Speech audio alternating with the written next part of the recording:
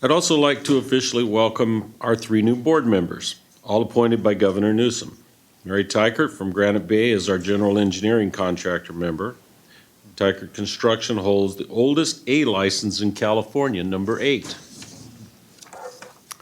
Jim Ruin from San Bruno is a specialty member. Jim is well known as the former mayor of San Bruno during the gas explosions. Did a good job, thank you. And Diana Love from Palmdale is our public member who is also a member of statewide Senior Citizens Organization. Diana is also a member of the California Senior Legislature. I'd like to ask all 3 to take a couple of moments to tell us a little bit about yourself. Let's start with Mary. Thank you. Mary Tykert. I'm the Chief Operating Officer of Tykert Inc., so we have construction as well as mining activities. I'm the 5th generation of my family to run Tykert. My great-great-grandfather Adolf was a foreman for the guy who invented expansion joints, so we've been doing concrete for 132 years. It's pretty cool, and added on grading and paving and other interesting things along the way. So I've been with Tykert for about 15 years, started in the quality assurance lab, and I've done everything from engineering services to estimating, takeoff, run a few of our divisions, and I've been chief operating officer for almost 7 years. So I've got 2 boys who are 14 and 16, and the oldest one just started driving, so I'm very happy to be here safely parked, as is he. Thank you. Jim? Jim Ruane, native San Franciscan, married to Noreen for 46 years, have 5 wonderful grandsons. On a business note, I'm the president of Patrick J. Ruane Incorporated, started by my uncle in 1940, a lath, plaster, and drywall company, and we've worked all around the state of California and received a number of awards for our specialty, which is historic restoration. And then on a more political note, I ran for city council in the city of San Bruno in 1995 and was elected. Stayed on the council for 22 years. San Bruno has the distinction of being the only elected mayor in San Mateo County out of 20 cities. So in 2009, I ran for mayor and was elected. And a number of months after that, we had a horrific PG&E explosion, which killed 8 people and destroyed 38 homes and a neighborhood. And we weren't just going to rebuild and wipe our tears. We decided to take it further. We discovered an awful lot of irregularities, to say the least, with PG&E and the Public Utilities Commission, which led to 6 felony counts, including obstruction of justice, $1.6 billion in fines, and a restitution for the city of $70 million, which we use now for scholarships and community awards. So something I'm very proud of, and we're still trying to get through it because obviously the utility still has some issues. So thank you very much. Thank you. Diana? Good morning and happy holiday to everyone here. I am retired. I have spent the majority of my life in the field of gerontology, which is the study of aging, and trying to help seniors in every way that I possibly can. I am currently an ambassador with the city of Palmdale, and I do things with mental health. I'm a liaison with AARP, and I'm a delegate within the community. And I work around the community and the outskirts of the community as much as possible to try to ensure to help seniors with their voice as to what their concerns are and their issues. And since I've been appointed to this board, I must say the people in the community that have heard about me being appointed have reached out to me, and with the help of staff, I've been able to point them in the right direction. So I'm excited about trying to help seniors. Thank you. Thank you. Next is agenda item B, presentation of certificates of recognition. This is a standing agenda item. Today we are not recognizing a particular person, but I would like to extend my general gratitude to the CSLB staff for their hard work over the past year. We've truly had a good year, and everybody's worked pretty hard, and it seems like everything's coming around. So thank you for all your hard work, as I'm sure I'm expressing all the board members. Thank you. So thank you. Next, let's go on to agenda item C, which is for public comment and requests for agenda items for the future meetings. The board values public input as part of our consumer protection mission. To allow us enough time to conduct our full schedule of business today, I am limiting public comments to 3 minutes apiece. If your comments don't involve an item on today's agenda, this would be the time where you can make them. If you have comments on one of our agenda items, we'd encourage you to wait until that agenda item. We'll give you an opportunity to make your comments at that time. There are a few rules that apply. First, California law prohibits board members from discussing any matter brought up during public comment. Also, we're not allowed to act on any item not on today's agenda. Second, if you want the board to discuss a topic not on the agenda, you can ask us to consider placing that item on an agenda for future meetings. Finally, if you have an application, complaint, or disciplinary charges pending before the board, we ask that you do not discuss the details of your case or pending complaint. That's because the board members may be the judges and by law are not permitted to receive evidence or information that is not part of the administrative record in that case. At this time, are there any members of the public who wish to address the board or offer a possible agenda item for a future meeting? Take a microphone.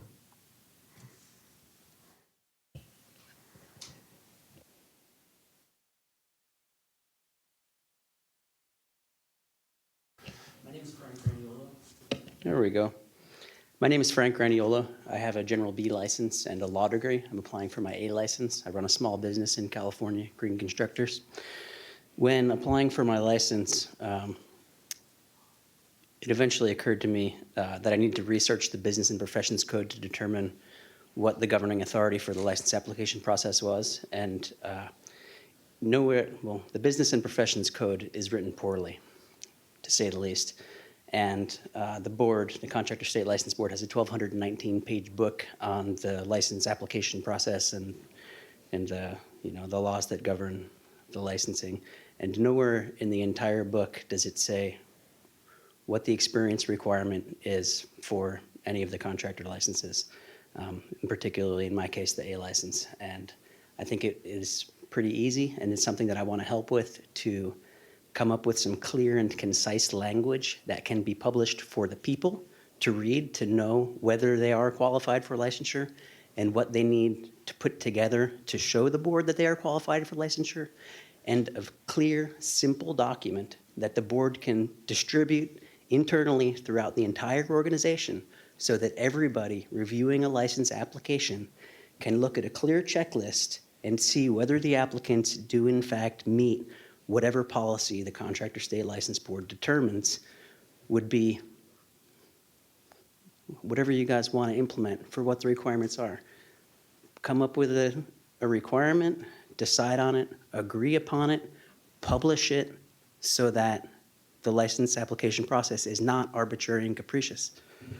I really encourage you guys to take a look at the way that you're implementing the applications process for licensure, because I don't think it's being done very well right now. Thanks.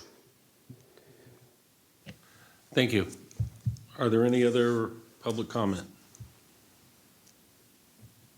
Seeing none, do any board members have an agenda item that they'd like placed on a future meeting?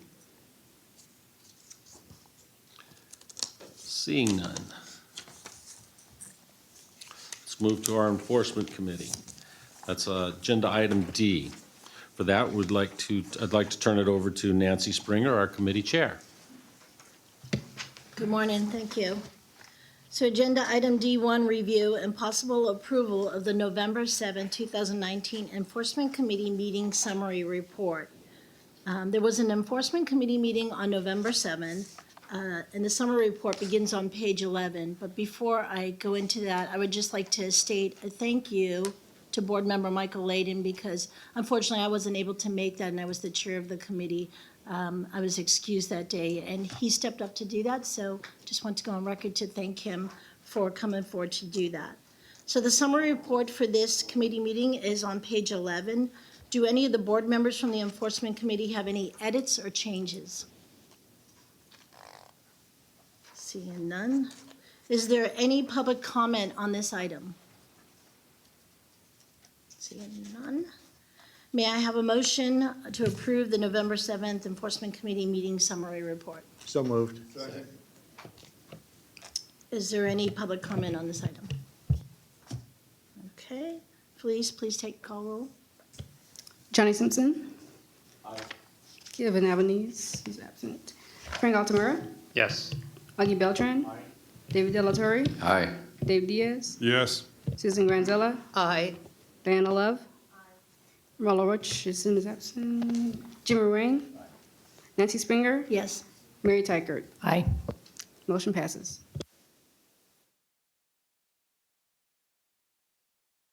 Agenda item D2, Enforcement Program Update. I'm going to start by turning this over to our Chief of Enforcement, Ms. Eve Vickery, to discuss the internal policy and procedure changes to the reduced expenditures. Thank you, Nancy. Beginning on page 17 of your packet, you will find that enforcement has developed and implemented measures to reduce expenditures while not compromising consumer protection. I would like to highlight some of those processes that we have implemented. We are taking a close look at vacant positions, but we are optimistic that with the emergency fee increase that we'll be able to fill all vacancies. Currently, we have 18 vacant positions, and we are focusing on prioritizing our consumer service representative vacancies. This will help consumers and licensees resolve their complaints when there are no major violations of the contractor's law. We've increased the use of the letter of admonishment between January and September 2019. We have issued 165 letters of admonishment and 119 fewer citations compared to the same period last year. Issuing letters of admonishment will allow us to resolve cases with informal office conferences rather than the referral to the Attorney General's office and a hearing before an ALJ. A letter of admonishment can include a corrective action plan, and if the corrective action plan requirements are not met, CSLB may issue an administrative citation. Public disclosure for a letter of admonishment is 1 year. Starting on page 17 and continuing on page 18, you'll see information pertaining to administrative citations. CSLB issues administrative citations for egregious violations of the law. On October 24th, CSLB staff met with AG leadership and the presiding law judge to discuss the need for higher civil penalties. This meeting has afforded us the opportunity to meet with judges statewide. We plan that meeting sometime in the beginning of this next year. We will be discussing the need to increase the maximum assessment of civil penalties during the next agenda item.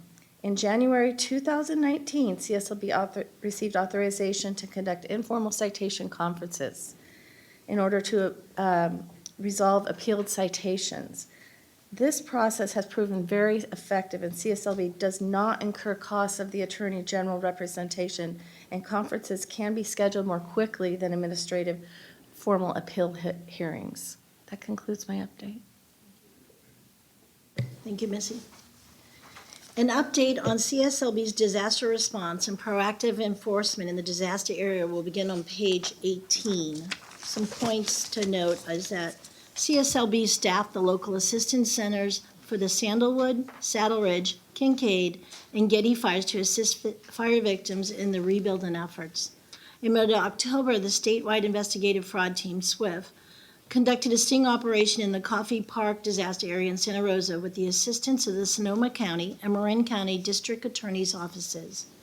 There was a 2-day operation resulted in the issuance of 12 notices to appear in criminal court for unlicensed practice and 1 stop order for lack of workers' compensation insurance.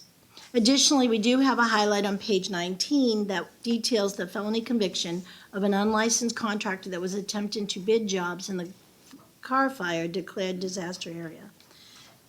As we have a new board members joining us today, I wanted to show a brief video which provides an overview of the board's disaster response efforts.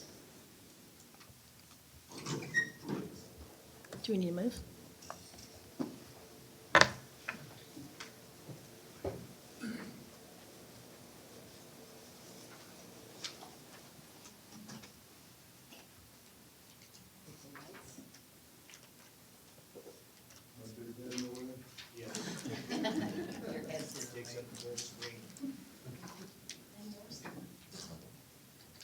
Should we hit the lights? You're welcome. That's good.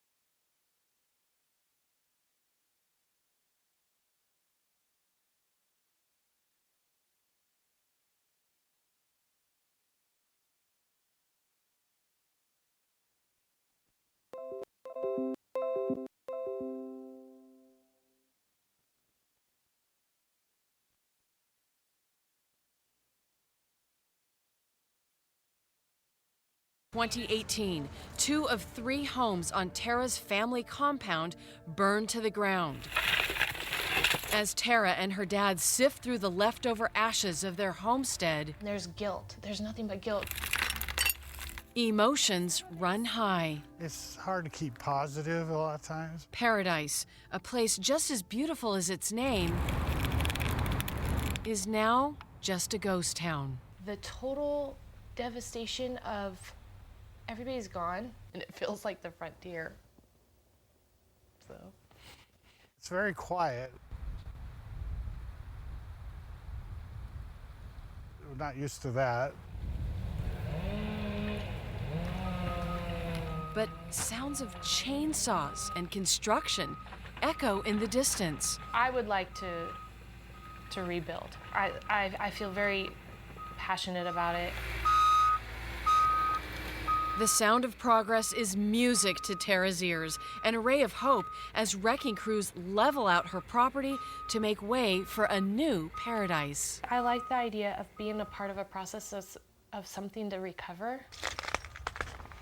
Tara has had 5 generations of family live right here on this property. Obviously, she can't stay here for now, but she'd like to come back and keep her family together. Fireproof material just might be what keeps Tara's family intact. This is twice as hot as a normal wildfire would be. Contractor Corey Averill is working with architect J. Paul Acero to rebuild Tara's homes. They're using insulated concrete forms instead of wood. It's hundreds of times stronger than a wood structure, and it's completely fireproof. It holds the concrete so in a way that reduces costs. And that helps struggling survivors like Tara. You don't have to be a framer to put these blocks up, so they're going to help put the blocks up, and we're going to all build her house with the blocks. Aside from Acero's building designs, it's his duty as the architect to determine how much rebar and concrete filler is needed and what type to use. Frustrations are also a factor. It will take longer in the plan review process. Waiting and waiting and waiting, and so for them it's very emotionally challenging during that process. In Paradise, finding resources is another big challenge. The subcontractors who come in have to live someplace, and they have to drive from far away, and so therefore we've got increased costs. So we feel good about this, what we're doing. We're helping. While Tara Morrow is concerned that no one else will build, being a light shining through the soot and grime is worth the risk. I am very positive that it's going to be beautiful, and I hope it encourages other people to build too. Just keep holding on. For the Peel by DCA, I'm Sherry Gyro.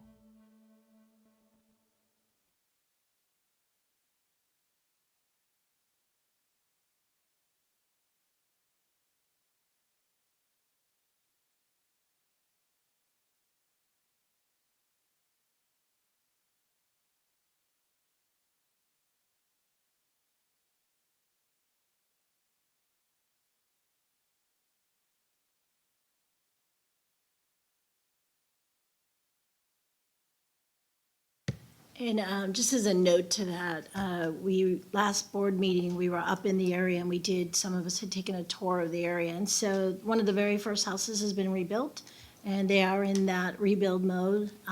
They're Paradise Strong, and we wish them the best. And it's good that CSLB is up there doing their job to protect those consumers that are rebuilding. So moving on to the investigation highlights. They start on page 19, and 19 to 22 there, the top of 22. But there's one that we want to note on the bottom of page 21. There's a highlight entitled "Homeowner Overcharged Almost $150,000." In this case, the respondent, Hans Dornsife, entered into a $215,000 home improvement contract to complete a kitchen remodel. Mr. Dornsife received over $150,000 after only completing $8,000 worth of work and subsequently abandoned the project. The investigator referred this case to the San Mateo District Attorney's Office for prosecution. Mr. Dornsife was charged with 2 felonies, 3 misdemeanors, and on June 24, 2019, an arrest warrant was issued with the bail amount set at $100,000. Mr. Dornsife has been added to the CSLB's most wanted list. I'm now going to turn it over to Chief Enforcement, Missy Vickery, to discuss the general complaint handle and statistics and to provide an update on the activities of SWIFT. Missy? Thank you, Nancy. Moving on to complaint handling, which begins on page 22 of your packet, you will see that caseloads remain manageable. Complaint negotiation efforts by staff have proven successful and have assisted in getting more than $18 million in restitution to financially injured parties. Staff have been consistent in continuing to achieve board goals and objectives of dispositioning an average of 10 cases per month. Arbitration proves to be an effective tool with 638 cases initiated, resulting in $3 million in restitution. You will see on page 24 of your packet that the SWIFT unit participates in the Labor Enforcement Task Force, otherwise known as LATF, which is comprised of investigators from CSLB, Department of Industrial Relations, and EDD, to combat the underground economy and level the playing field. The statistics on page 24 show that that task force has been quite successful. There is a meeting set for next month with Margie Green, Executive Officer from Nevada Contractors Board, Shannon Chambers, who is the Nevada State Labor Commissioner, Dominic Forrest, who is the Director of California's LATF Operations, Registrar Foat, and myself to discuss Nevada doing something similar in their state to protect their licensees from unfair business practices, proper payment of wages, and unsafe working conditions. That concludes my update. Thank you, Missy. Is there any board discussion on this item? Okay, seeing none. Is there any public comment on this item? Okay. Agenda item D3, possible amendments to the Business and Profession Code, section 7099.2. So item D3 is on page 27. Review, discussion, and the possible action to pursue legislation to amend that section 70992. As was previously discussed at the November 7th Enforcement Committee meeting, we will be addressing two issues pertaining to the Business and Professions Code, section 70992, for the board's consideration. Issue number 1 involves civil penalty assessments, and issue number 2 involves letters of admonishment. Starting with issue number 1. It addresses the desire to increase the civil penalty assessment threshold amount. Currently, BPC 70992, Section B, establishes $5,000 as the maximum civil penalty allowed for most violations of contractor license law. Only violations of BPC 7114, aiding and abetting or conspiring, and BPC hiring an unlicensed contractor, allow for a maximum penalty of $15,000. Additionally, filing a false workers' compensation insurance exemption, a violation of BPC section 7125.4, has a maximum penalty of $5,000. The $5,000 maximum cap on civil penalty assessments was last increased in 2003, and the violation-specific cap was instituted in 1992. And has never been adjusted to reflect the increases in California's Consumer Price Index, CPI. Since 1992, the CPI has increased 92%, and since 2003, it has increased 48%. Applying the respective CPI increases to the existing caps would bring the general cap to $7,400 and the violation-specific amount to $28,800. BPC section 7125.4 makes it a cause for discipline for a contractor to have employees without providing workers' compensation. The maximum civil penalty of $5,000 does not reflect current economic conditions in the state's construction industry. For perspective, a C8 concrete contractor who has 10 full-time employees and a payroll of $500,000 would pay an estimated annual workers' comp insurance premium of $28,000 to $40,000 per the State Compensation Insurance Fund website. For some licensees, the $5,000 civil penalty is a small price to pay in relation to the actual cost of insuring their employees. With rounding and some allowance for future CPI increases, staff propose raising the general cap for civil penalties from $5,000 to $8,000, raising the violation-specific cap from $15,000 to $30,000, and including violations of 7125.4 as one of the violation-specific penalty assessments listed in BPC Section 7099.2, subsection B, therefore raising the maximum penalty from $5,000 to $30,000. Is there any board discussion on this item? Seeing none, is there any public comment on this item?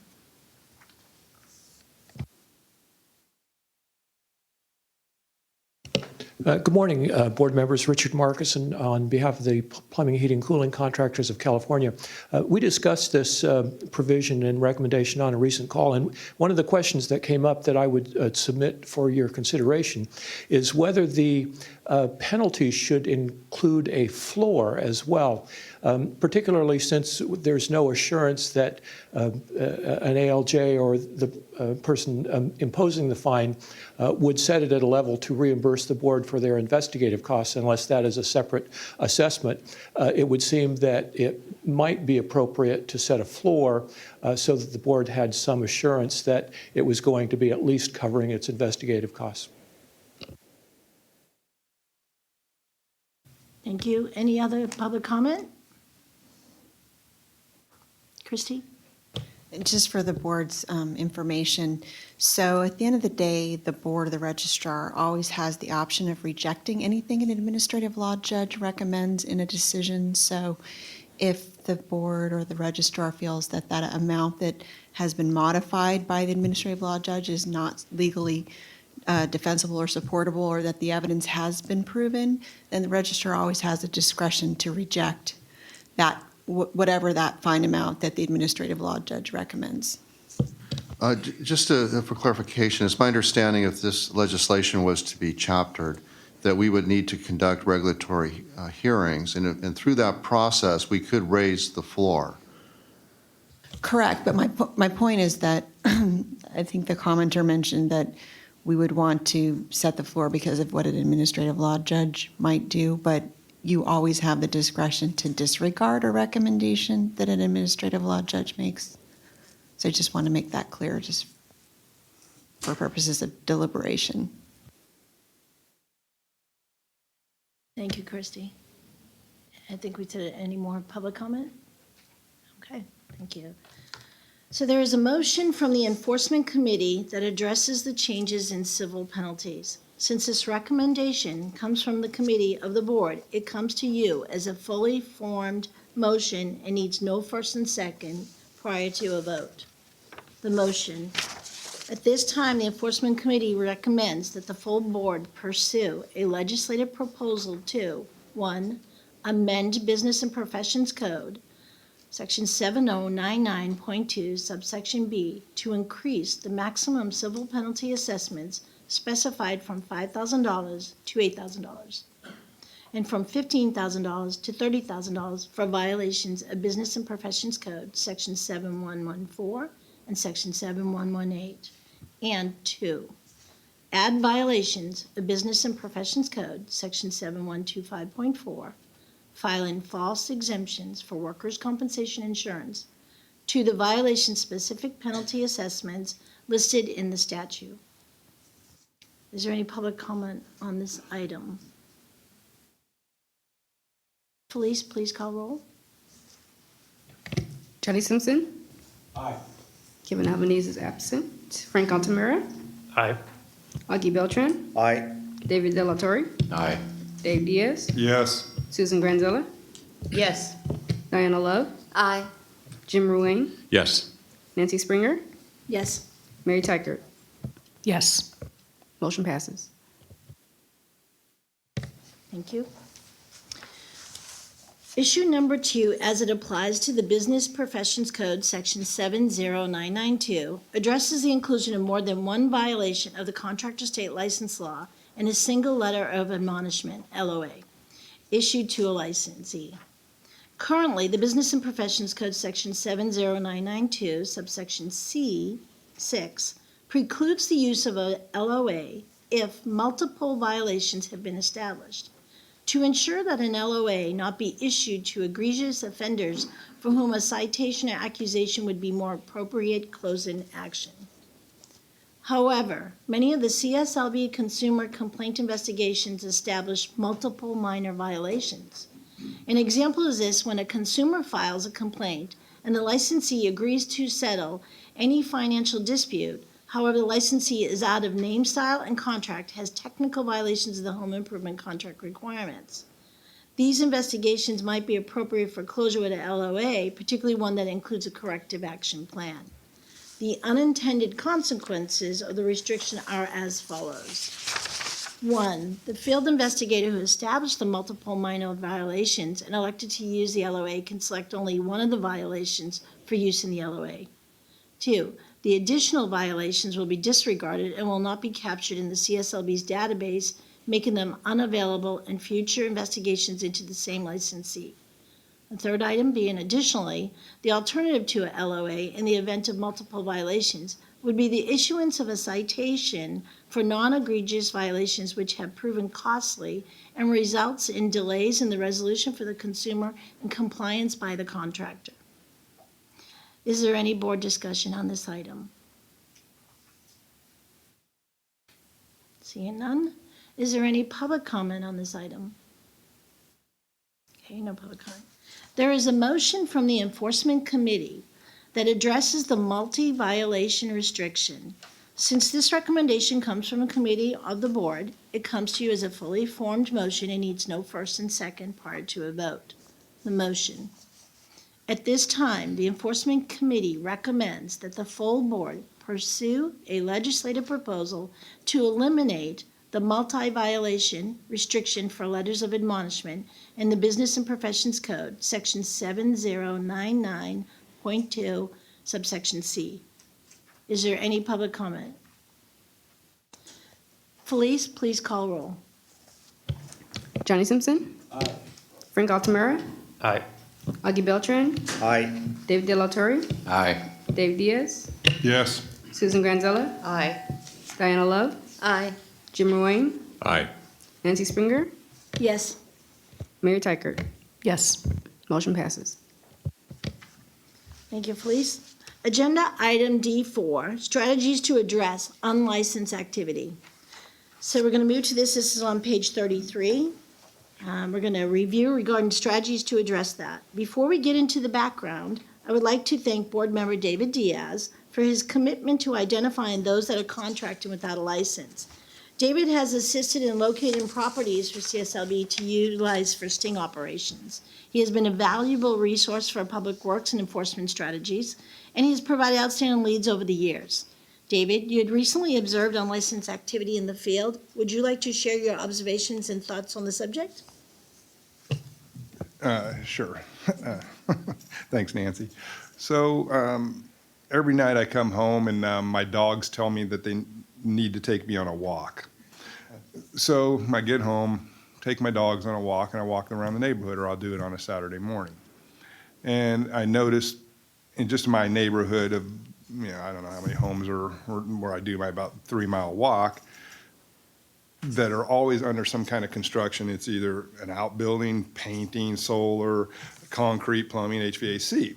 So on the walk, I'll stop and I'll just ask, so what's going on, whatever, and then I'll look at their truck. I've sent licenses to Dave, and I know he sends them over to Missy, and they look at it and go, okay, well, this person's not licensed, this and this and this. And so, but I'll ask, and like one day I came home and there was solar being put on the roof, and I go, well, how come you have 3 different shirts of contractors, but you're actually, none of the shirts that anybody's wearing is actually the contractor doing the job on the solar? Well, we're all independent contractors. Okay, that's good. And then I hit up my neighbors going, why are you hiring unlicensed contractors? And the neighbors were going, well, can't you just let that slide because, you know, we're just trying to get this work done. And I said, well, you know what? I swore an oath to the Constitution of the United States and California. I didn't swear an oath to you. So no, I cannot let it slide. And so it back and forth. So maybe I don't make that many friends around the neighborhood. Not invited to the party, huh? So, but that's not what I'm here for. But this is something that if I go to basically almost any neighborhood that's probably been around a while, or even maybe newer ones, it happens everywhere. I go over to my daughter's house to see my grandkids. And in fact, I noticed Jim talking, he said something about his wife and his grandkids, but didn't mention his kids. I noticed that when you're a grandfather, like I am, that happens a lot. You bypass the generation. Yeah.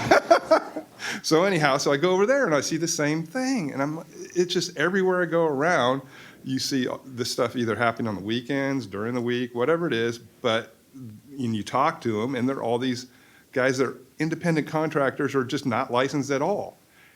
We need to do something with that. Sting operations help. I know they do. I've been on a lot of them. But I think it's a lot more spread throughout the state than we actually really realize. And I know that if we really need to focus on that. I know our licensing renewals are down, and I think it's a good portion of it's probably because they don't get caught. The workers' comp, none of them have them because they're independent contractors. I look up a license of the guys that are independent contractors. No, they don't have any workers' comp because they don't have any employees. It's just them. Well, when you have 3 different independent contractors on one job, that's just it. My wife's hotel was the same thing. They had a contractor, but he hired a bunch of independent contractors to do the work that weren't licensed contractors. And so that's the thing. And I think we need to really address this moving forward, even more than we have been. And like I said, I think it's a worse problem than we even realize. That's pretty much it. Thank you, David. Unlicensed contracting substantially contributes to California's multi-billion-dollar underground economy. And with the redirection of CSLB SWIFT team over the last 2 years working the fire-ravaged disaster areas, we do need to have some new strategies to take care of what Dave's saying here, to further combat that unlicensed activity as required. So working towards this, in March 18th, CALBO had their annual business meeting, California Association of Building Officials. CSLB, CALBO and CSLB began developing a pilot program that promotes the collaboration between CSLB staff and the local building officials and their inspectors.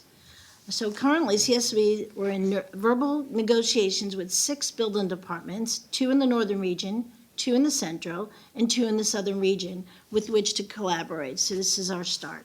Once the partnership is established here, then the SWIFT staff will work to do the following in an effort to define just how bad the unlicensed activity is in the defined jurisdictions. They'll perform outreach to the building departments, be available to attend staff meetings. They'll request permission to review suspicious owner-builder permits, partner to identify suspects performing unlicensed activity at permitted and unpermitted construction sites, and then they'll work with the local government officials to identify potential sting properties. Is there any board discussion on this item? Okay, see none. Is there any public comment on this item? Okay, none there. So we'll move on to item D5, the 2019-21 Strategic Plan Objectives. This is on page 37. The actual plan is on 39 there. So in reviewing this strategic plan, the packet, the Enforcement Division has been very successful in meeting the objectives set forth. And I'm going to turn it over to further discussion to Missy Vickery, Chief, for a strategic plan update. Missy? Thank you, Nancy. We've previously discussed objectives 2.1 through 2.9. Today I'll brief you on items 2.7 and 2.9.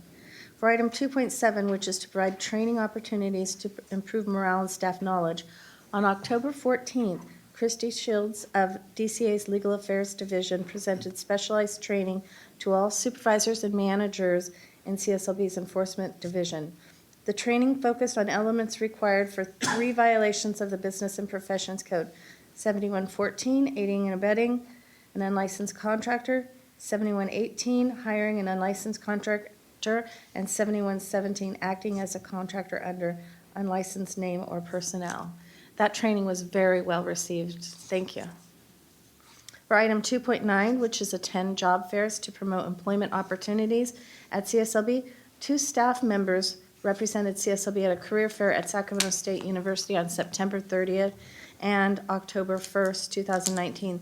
They spoke with many individuals regarding employment opportunities here at CSLB, as well as gave information about becoming a licensed contractor to those who were graduating from construction management classes. That concludes my update. Thank you, Vinci. Any board discussion on this item? Any public comment on this item? Well, thank you all. That concludes the enforcement section. Thank you, Nancy. Let's move on to agenda item E. And for that, I'm going to turn it over to licensing chair David Diaz.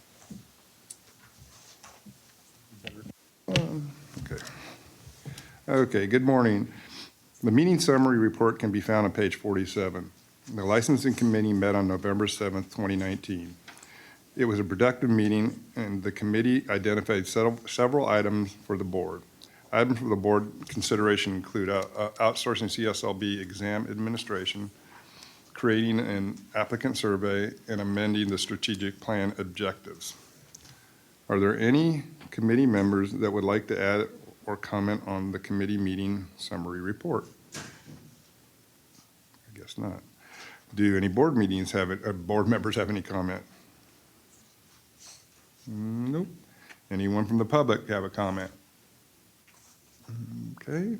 Can I please get a motion and a second to approve the committee meeting summary report? So moved. Second. Okay, we have a motion and a second. Do board members have any comments? Does the public have any comments? No. Felice, can I get you to do a roll call, please? Johnny Simpson. Aye. Frank Altamira. Aye. Maggie Beltran. Aye. David De La Torre. Aye. Dave Diaz. Yes. Susan Granzella. Aye. Diana Love. Aye. Jim Moraine. Aye. Nancy Springer. Yes.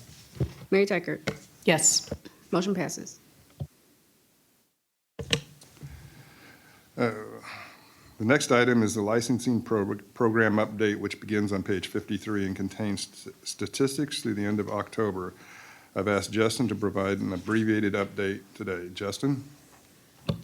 Thank you, David. I'll just quickly run you through our program update. On page 53, you can see year-to-date, we've received 35,543 applications. My projection is that we hit 42,651 by the end of the year. That, for the last 5 years, that blows it out of the water. Our applications are up. Thankfully, if you direct your attention over on page 54 is just a breakdown of the processing for calendar year by application type. On page 55 is our processing times. You'll see most of our processing times, we're still keeping at 2 weeks, with the exception of the exam apps. They're about at 3 weeks, and that's really due to the volume that we're receiving and processing.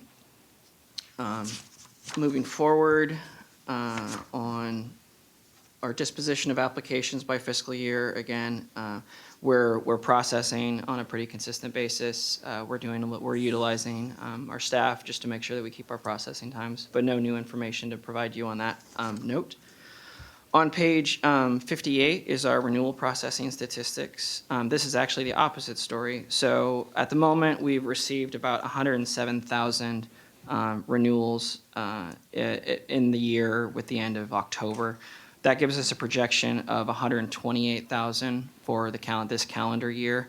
You'll notice, just looking at our past years at the bottom of page 58, we always, Stacy describes it better than I do, but we always sort of have a high processing year just based on when you came in, because it's a 2-year process, and we always have a low processing year. This is our low processing year for renewals, but even now, with 128,000, that's going to be lower than what we typically see. With that, we'll move to workers' comp on 59. No real new updates for workers' comp processing at this time. On page 60 is just a breakdown by license type of who has exemptions and who has plans on file. On page 61 is our background unit statistics. I'm happy to report that our actual processing times for criminal applications is starting to go back down. You may recall my update in the summer. We had a lot of staffing issues. We had to fill several vacancies. We're fully staffed now, so we're getting that down. And the staffer I'd really like to highlight for this meeting works in this unit. She's very new to the unit, but she's doing an amazing job. Her name is Cassie Brazil. She's new to the unit, but taking on that workload. And in addition to that, we have several other areas in our experience verification that needed assistance. Cassie was the first one to roll up her sleeves and get to work, so I just want to thank her, and I really appreciate her doing those efforts. Moving on page 62 is our experience verification statistics. This also, we had the same staffing issue. We had several vacancies that we filled. These processing times are coming down as well, now that we're fully staffed in experience verification. We have a breakdown just by classification type of the actual experience verification statistics on page 63. On page 64 is our statistics for our licensing information center. That's our fancy way of saying the call center. Our call volume remains pretty regular, and our call time, we always shoot to make sure no one's on wait for more than 6 minutes. Right now, we're certainly meeting that expectation. Our judgment unit statistics are on 65. There's no real new information here. We're tracking with what we usually see for the year. There's just more of a breakdown on page 66. And on 67 is our outstanding liabilities collected. Again, no new story here for at the moment. We're tracking with what we typically see. With that, I'm happy to answer any specific questions on any part or section of the report. But a couple other things I just wanted to highlight, just based on what I've heard so far today. It can be difficult to apply for a license, and we're certainly looking at that, especially when you're going for an A or a B, because it's a little bit more complicated than the straightforward specialty classifications. Some things that we're looking at are process improvements. Some of those process improvements we updated to our licensing committee. Those were essentially using some internal paperwork so we don't have to return applications to applicants when there's some minor issues that we can resolve over the phone. With David and Tanya's help, we implemented a new form where staff can actually document, take contemporaneous notes with the applicant on the phone so that we can make corrections on our end without having to go through the mail process. In addition, in the experience verification unit, we've implemented several changes to just sort of reduce the time it may take while we're doing an experience verification investigation. We're continuing to work through the various units to see where we can cut down on processing times and help make the process more clear. In addition to that, there's a strategic goal, and I've been working with public affairs to make sections of the licensing parts of our website far more simple. They can be quite complicated and detailed, and we want to really trim that down so people get the information they need quickly. And finally, we're also working, and you'll hear more when we get to the strategic plan item, we're working on an online renewal application, but more importantly, to just improve confusion in applications, we're working on a sole owner online application for contractors, and we hope to roll that out near the end of this year. Mid this year, end of fiscal year. And part of what I'm really excited about is when you get to the experience portion, we've been working with public affairs to create examples of what we're looking for in that section so that people aren't going into it blind, not sure what they should be putting down.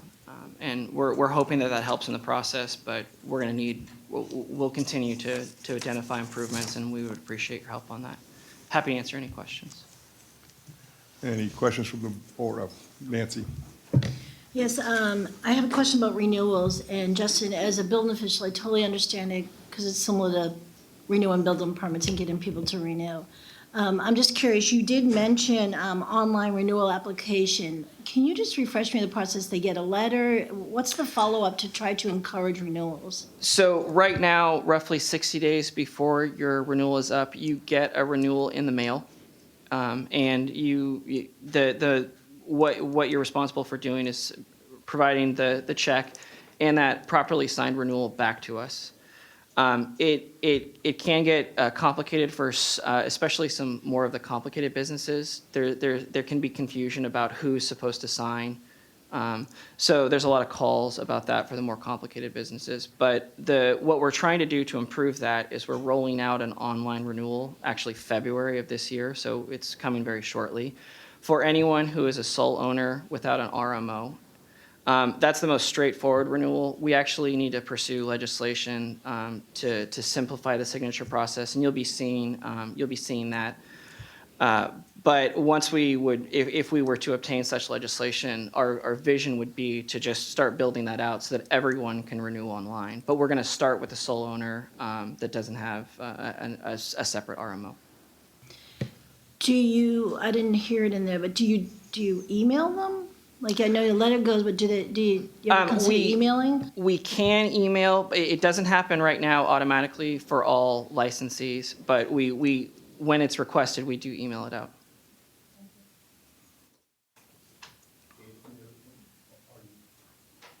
How many renewals are we looking at a month? Total for the year? Yeah. Our Well, projection. A month, let's say Oh, on a a monthly month. basis, yeah. Give me just a moment, my apologies. It's on page 58. So my question is, a lot of times people get email, it winds up in spam. Sometimes we send it to the wrong person at the office. What's the possibility of following up with a phone call?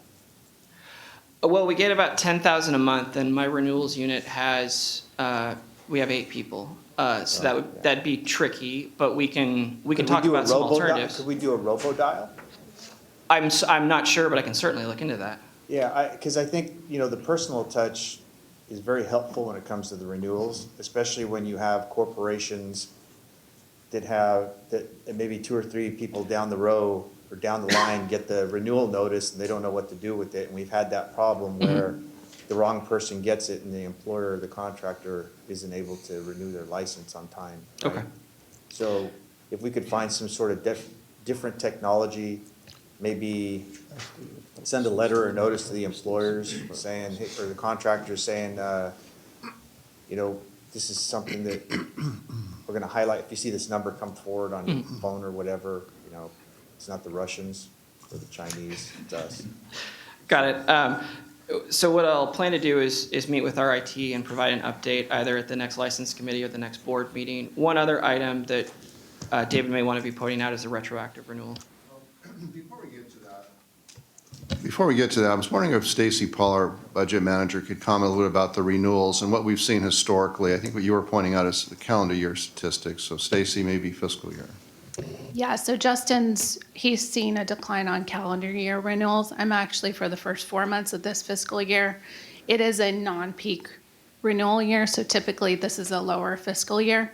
I am seeing a 6% increase compared to 2 years ago. So just keep in mind, Justin's is on calendar year, mine's on fiscal year. So seeing a slight increase, as well as the springtime typically is a higher peak for renewals.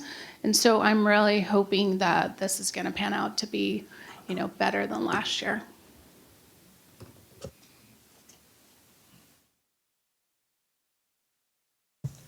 Any other board members with any comments?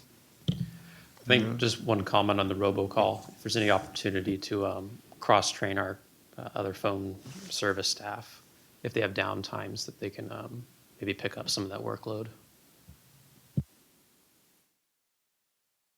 I would assume that's a possibility.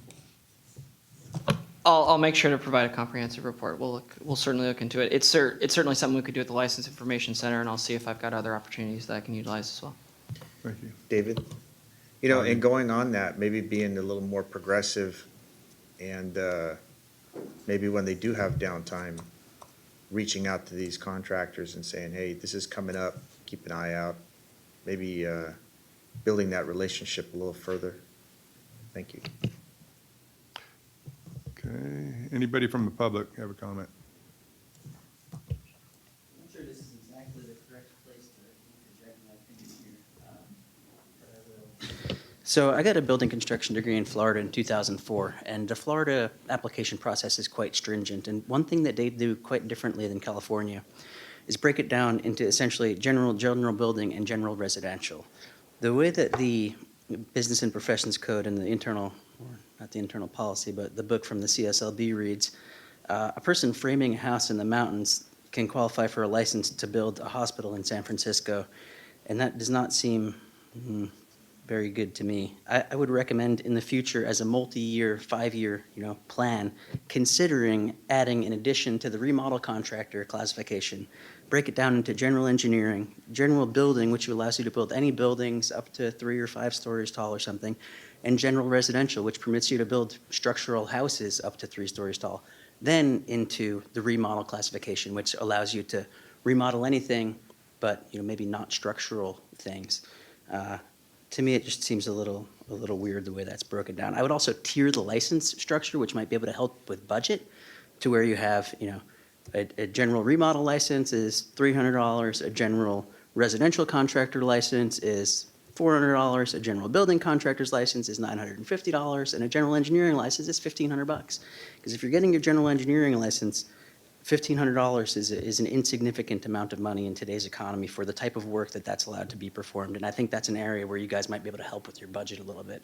I noticed that was on the agenda. So those are my thoughts. Thank you. Anybody else from the public with a comment? No. Moving on to testing program update on page 71 of your packet. Justin, can you provide the update? Yes, I'll be brief. One thing I just wanted to point everyone's attention to is we've got some item banking coming up that's big. We're actually going to be doing the A, the B, and the C36.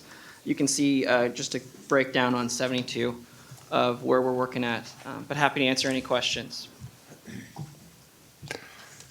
Any board members with any comments or questions? No. Anybody from the public? Nope. Moving on. Board members, if you can turn to page 77. The staff has completed its cost-benefit analysis for outsourcing CSLB's exam administration unit. Justin will briefly summarize the report's findings, lay out the options the board has for its potential decision, and explain the staff's recommendation for our consideration. Please note that we also have representative from DCA's Office of Professional Exam Services in the audience if we have any implementation questions. Justin, please proceed. Thank you, David. Just to make a correction, we did plan to have someone here, but it looks like they're just not here. They're probably delayed in traffic, so hopefully they'll be here soon. With that, I'll just quickly run through the highlights of the report so that you can make your decision. The executive summary starts on 78. Essentially, the cost breakdown that we've worked with DCA's vendor, PSI exams, as well as DCA, and we also worked with our budget office to get our internal numbers here. The breakdown is in-house administration is roughly $3.2 million, about $73 per exam. Outsourcing is $2.6 million, or $59 per exam. A decision to outsource would result in a savings of 19%, $624,000 a year. Outsourcing would also mean that we would either be moving certain staff into other units where there are vacancies available, or we would be surplusing staff. In addition to that, the specific cost breakdowns for the in-house example you can find on page 84. That's the table. And for the costs for the outsourcing, you can find on page 86. Those are the breakdowns. I'll give you just a moment to sort of flip through those. I'm happy to go into any of those particular line items in detail, but the overall message is we would have a 19% savings by outsourcing. One other table I'd want to direct your attention to is found on page 79, and this is, it's right at the top. It's just comparing the two scenarios. It's the scheduling days, it's the test centers available for outsourcing versus in-house administration. With outsourcing, you will get another day a week where you can schedule. In addition to that, there are some after-hour scheduling that would be available to outsourcing. You're also getting more locations where people could travel, so there'd be less traveling for those individuals, especially in North. I think the biggest trips are really those individuals who are taking a test from the Northern California areas, because the furthest north we go is Sacramento, so they'd have to be coming down to us. With that, essentially, staff identified two options for the board's consideration.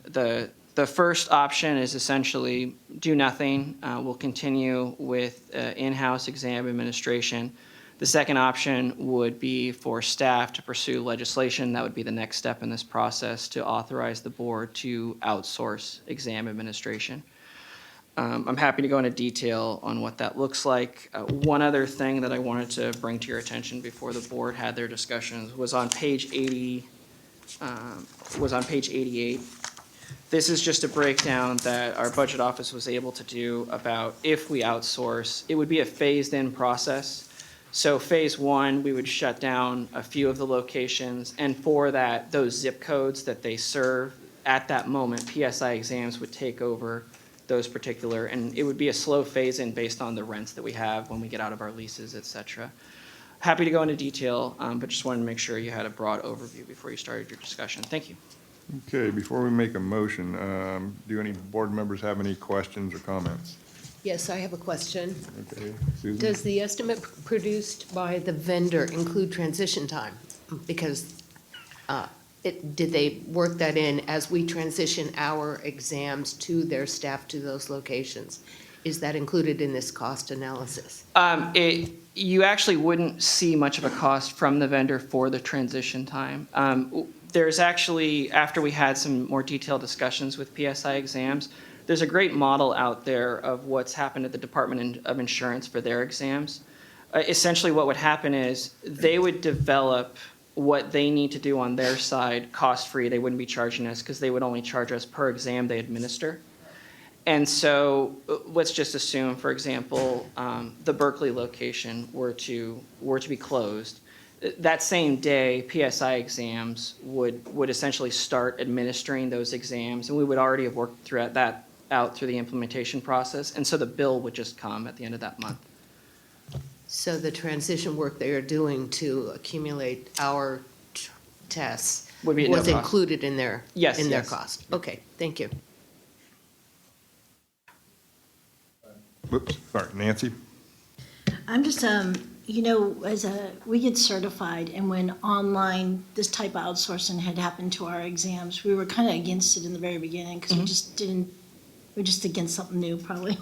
But as it went on, the one thing over year after year after year, all these bonuses that are pointed out, even though you say 4 to 5 days per week, and then it's 5 to 6 days, but you get evening hours in there. So that's a bonus, and everything else is a positive. You can schedule online, you can do it by phone. It's video monitored, they have a program, it's all secured, way that they do it. And that would be something you'd have to make sure of. And then you're now providing that to multiple people. What we found on certifications is we started receiving more people getting certified. So to me, I'd look at this to say, if this was something we did, we might see more people getting exams, because you're now putting this out further and making it more accessible to people. So I like this. Thank you.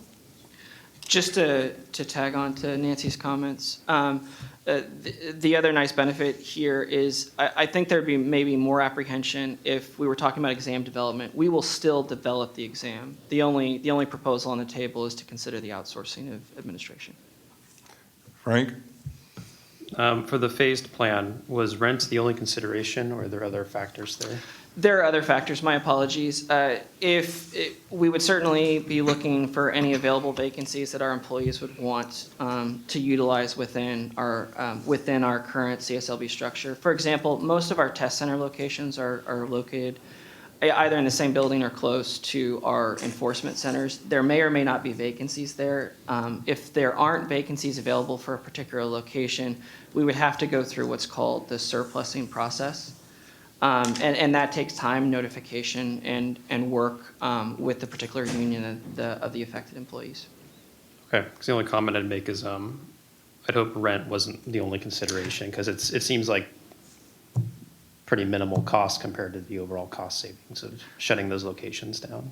Correct. I think that the key here was just making sure we weren't double paying as we did the implementation process. I wanted to make sure the board wouldn't be paying for rent while we still had exams being administered by PSI. But it wasn't the only factor. It was also those employees. Any other comments from the board? Dave. No, Dave.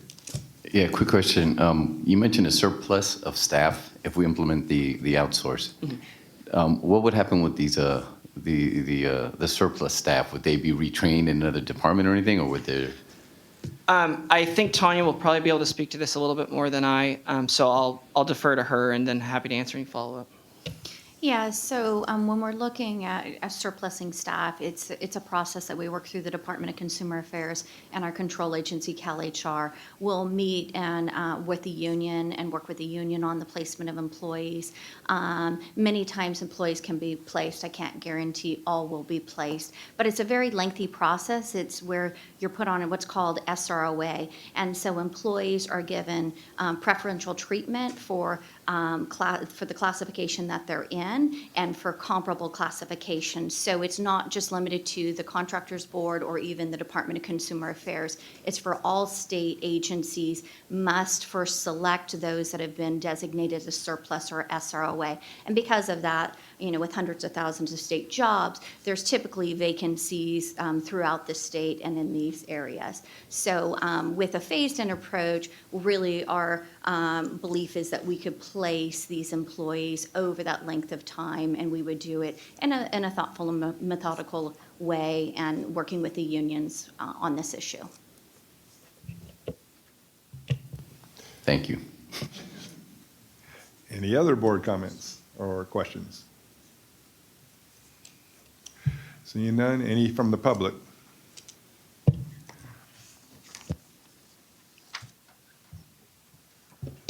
So back to when I got my license in Florida, the certified building contractor's license, I believe 2008. It was a 19-hour-long, 4,900-page open book examination. Then I moved to California, and I passed the building contractor's exam and subsequently the hazmat exam with absolutely no studying, no knowledge of California law, nothing whatsoever. I can just pass these tests. Ultimately, I think outsourcing these exams is a great idea. I know that Florida's exam has been outsourced and somehow they're doing it online now. I think that you might want to look into that in the long term.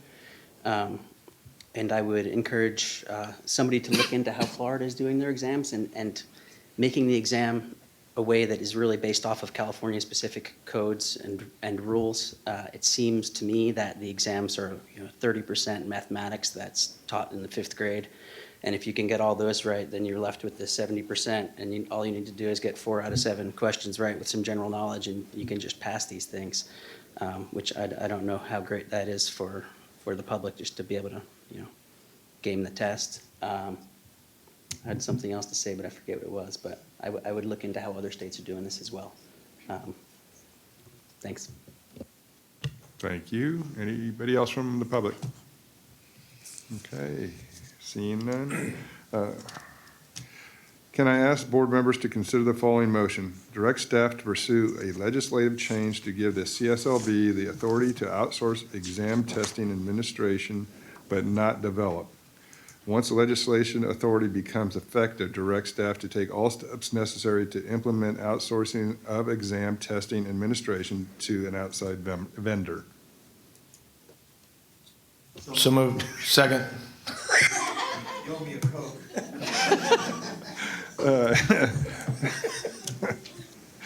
Oh, boy. We have a motion and a second. Do board members have any comments or questions? Seeing none, does anyone from the public have any comments or questions? Please, can you do roll? Johnny Simpson. Aye. Kevin Albanese. Aye. Frank Altamira. Aye. Augie Beltran. Aye. David Delatorre. Aye. Dave Diaz. Susan Granzella. Diana Love. Aye. Jim Ruane. Aye. Nancy Springer. Yes. Mary Tykert. Aye. Motion passes.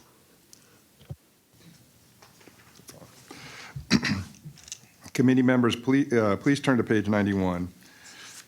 As many of you are aware, CSLB surveys individuals who file complaint with the board after the complaint process is concluded. During our last board meeting in Chico, a question was asked about whether any such survey is done with licensing applicants, which it is not. Based on that comment, staff put together a concept for an applicant survey that could be completed by applicants on the internet via a link sent to their email. Staff prepared several potential questions, which are on page 91. There is a motion from the licensing committee that directs staff to provide this survey to the full board for consideration and adoption, and to present the results to the satisfaction survey, results to the board annually. At the same time, the staff report results of the enforcement satisfaction survey. Since this recommendation comes from the committee to the board, it comes as a fully formed motion and needs no further second or first or second. With that being said, would board members like to make any alterations to potential survey questions that staff prepared, or should we proceed with the consideration and adoption of the committee's motions? Anybody want to make anybody from the board want to make a comment? Frank? Are we gonna have to approve each time they want to make changes to the questions, or do they have the flexibility to make modifications as necessary? I would assume it'd have to come to the board. Christie, is that? Well, I mean, it's up to you if you want to approve this currently and then delegate to staff the authority to make amendments as necessary. I'd rather have them have the flexibility to Okay. come up with the appropriate questions. And for what it's worth, I don't believe we had these potential questions when we approved it, did we? No. So I think we're approving the concept and the administration and leaving that to staff on the actual questions. Okay. So any other board comments, questions? Anybody from the public? So, Justin? I'm sorry to complicate things. I just want to make sure procedurally, can we add this at the moment, or? Right, so the board can vote on this current motion and then make another motion to, in the future, authorize staff to make adjustments to the survey as necessary. Okay, so we'll just do two? Yes. Okay. Okay, so Felice, can you take roll? Johnny Simpson. Aye. Kevin Albanese. Aye. Frank Altamira. Aye. Augie Beltran. Aye. David Delatorre. Aye. Dave Diaz. Aye. Susan Granzella. Diana Love. Aye. Jim Ruane. Aye. Nancy Springer. Aye. Mary Tykert. Aye. Motion passes. Okay, so does somebody want to make a motion for the second phase of this? I'll make a second motion to allow staff to update questions on the survey as they deem appropriate and inform the board at its next regular meeting. Second. Okay, any comments from the board? Any comments from the public? Okay, Felice? Johnny Simpson. Aye. Kevin Albanese. Aye. Frank Altamira. Aye.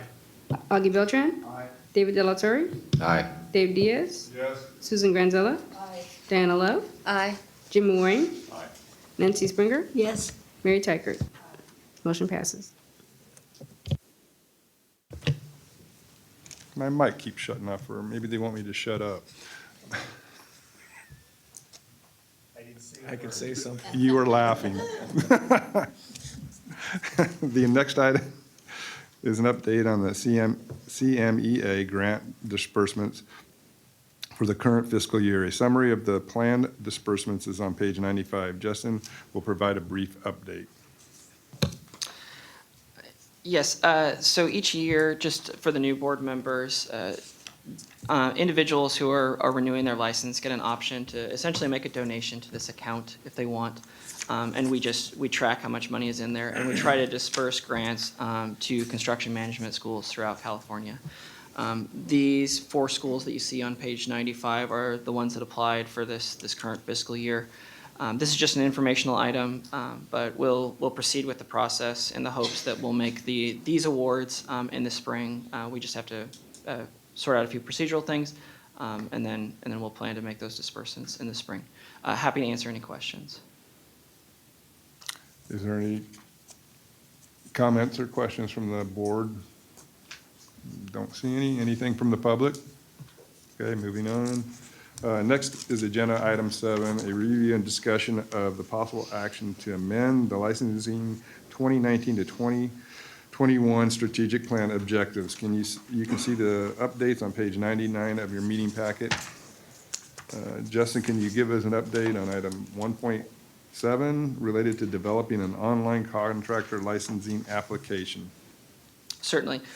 Our priorities continue to move forward. We're certainly meeting all of our deadlines in the strategic plan.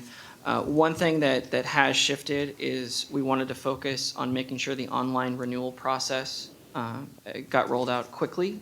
So our online renewal for sole owners, as I had previously said, with no additional RMO, or RME, no additional RME, will be rolled out this February. It'll actually be rolled out with the new fee schedule we've already discussed at the prior board meeting. In addition to that, we're seeking just a change in our deadline because we moved that renewal forward for our online application. We're asking that the new deadline be July. The minute the online renewal is up and running, we'll turn our attention to the application.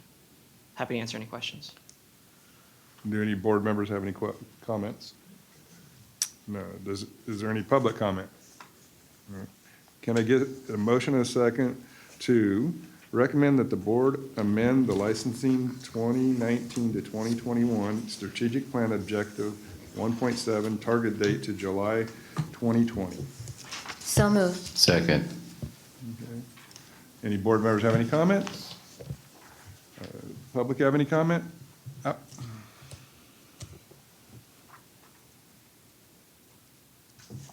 Phil Coscianti. Can you give us an update on item 1.3, where we're at with the remodeling? Sure, hold on. Thank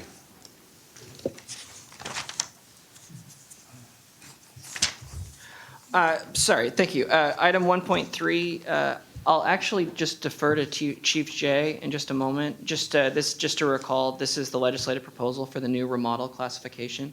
I think you all received an announcement from David last week on just our current progress, but the board has already approved it, and we're pursuing legislation in the coming year, but Chief Jay may have some additional comments.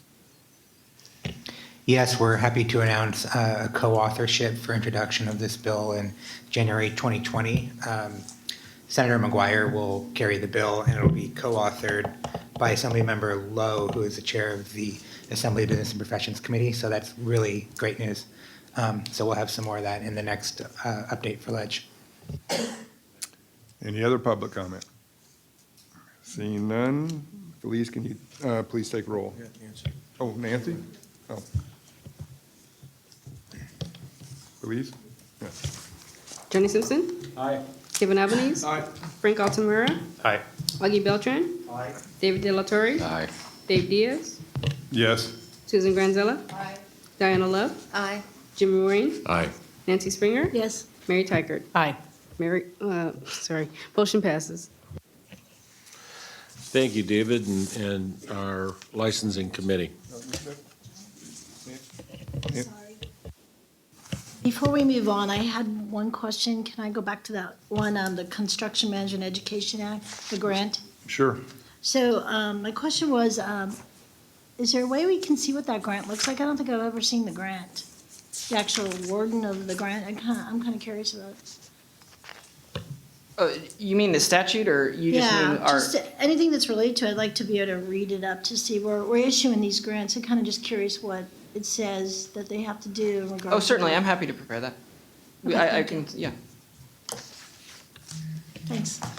Okay. With that, let's take a quick 10-minute break and be back at 33.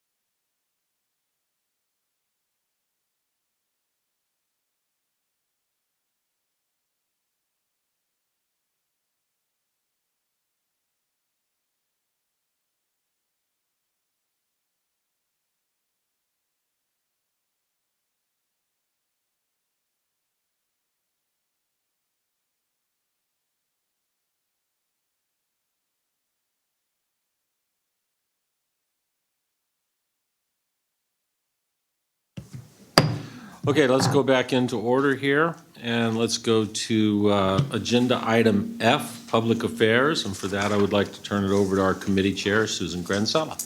Thank you.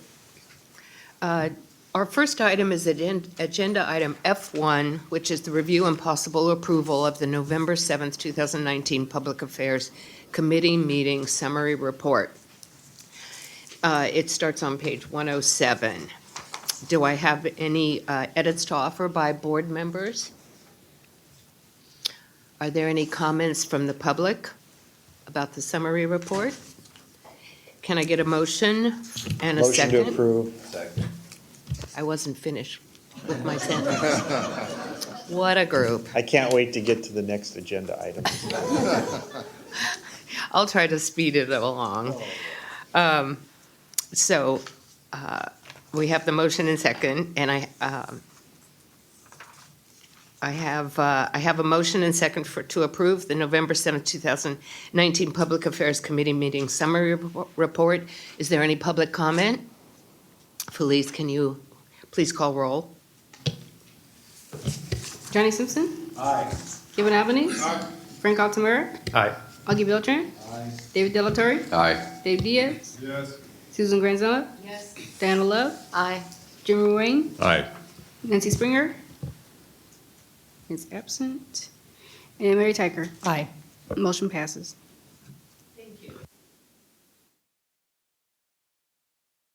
Next is item F2, the Public Affairs Program Update.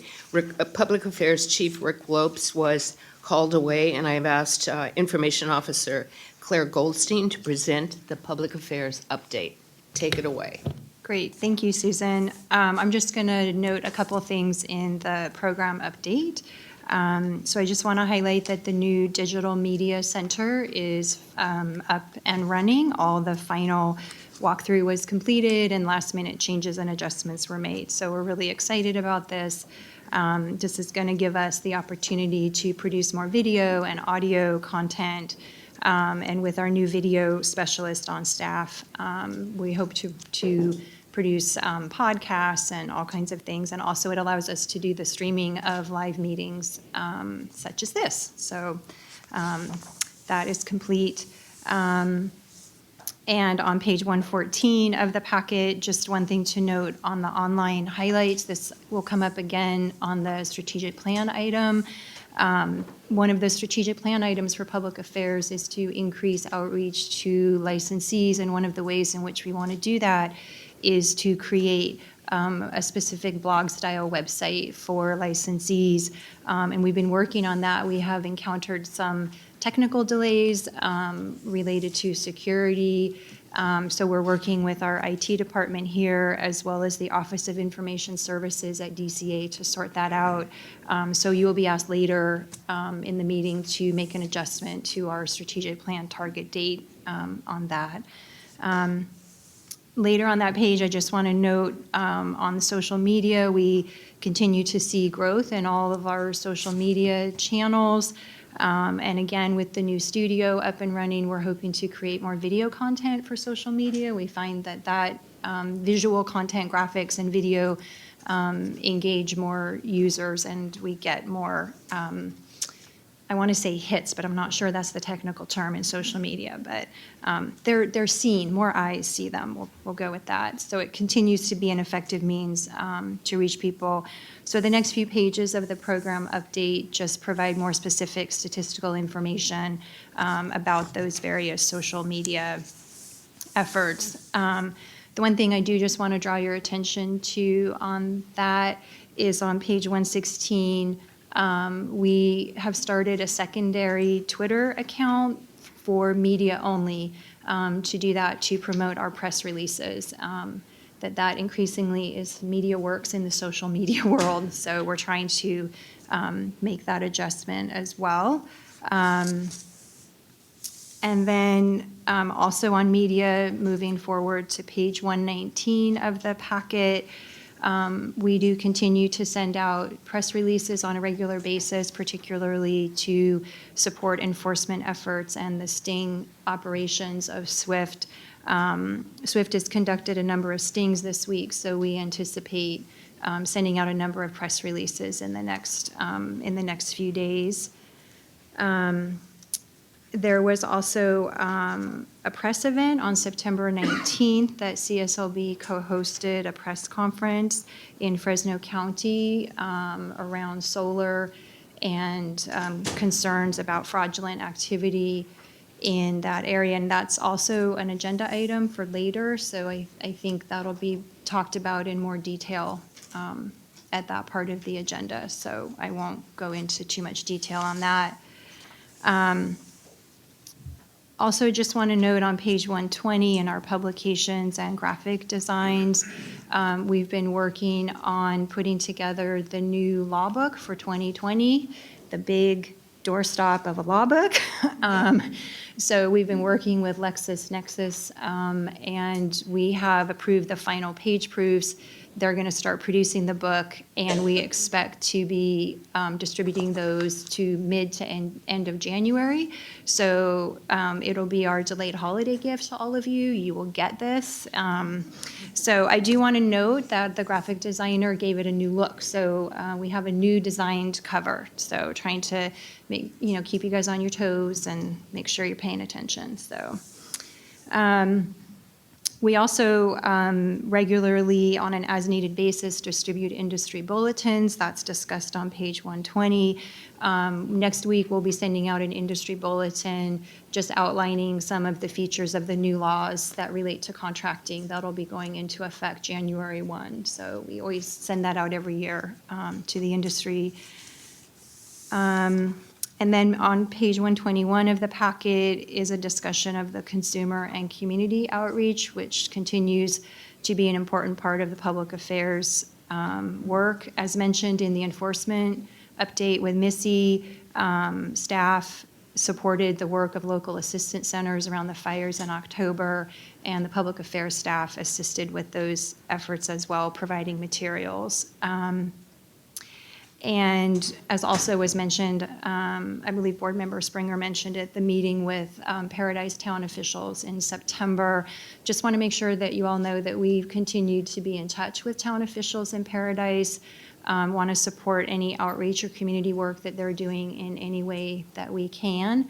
And so there's been discussion of various events and things that they might be sponsoring that we could participate in and make sure that we have a presence both for consumers and also for contractors who are interested in working in the area to make sure that they understand the contracting laws and that they're working legally. So we continue to be in touch. Just want to make sure you're all aware of that. And then lastly, just want to mention that on our very robust Senior Scam Stopper program, we had a very busy 2019, and things have quieted for the holidays, but those will be starting back up again in January of 2020.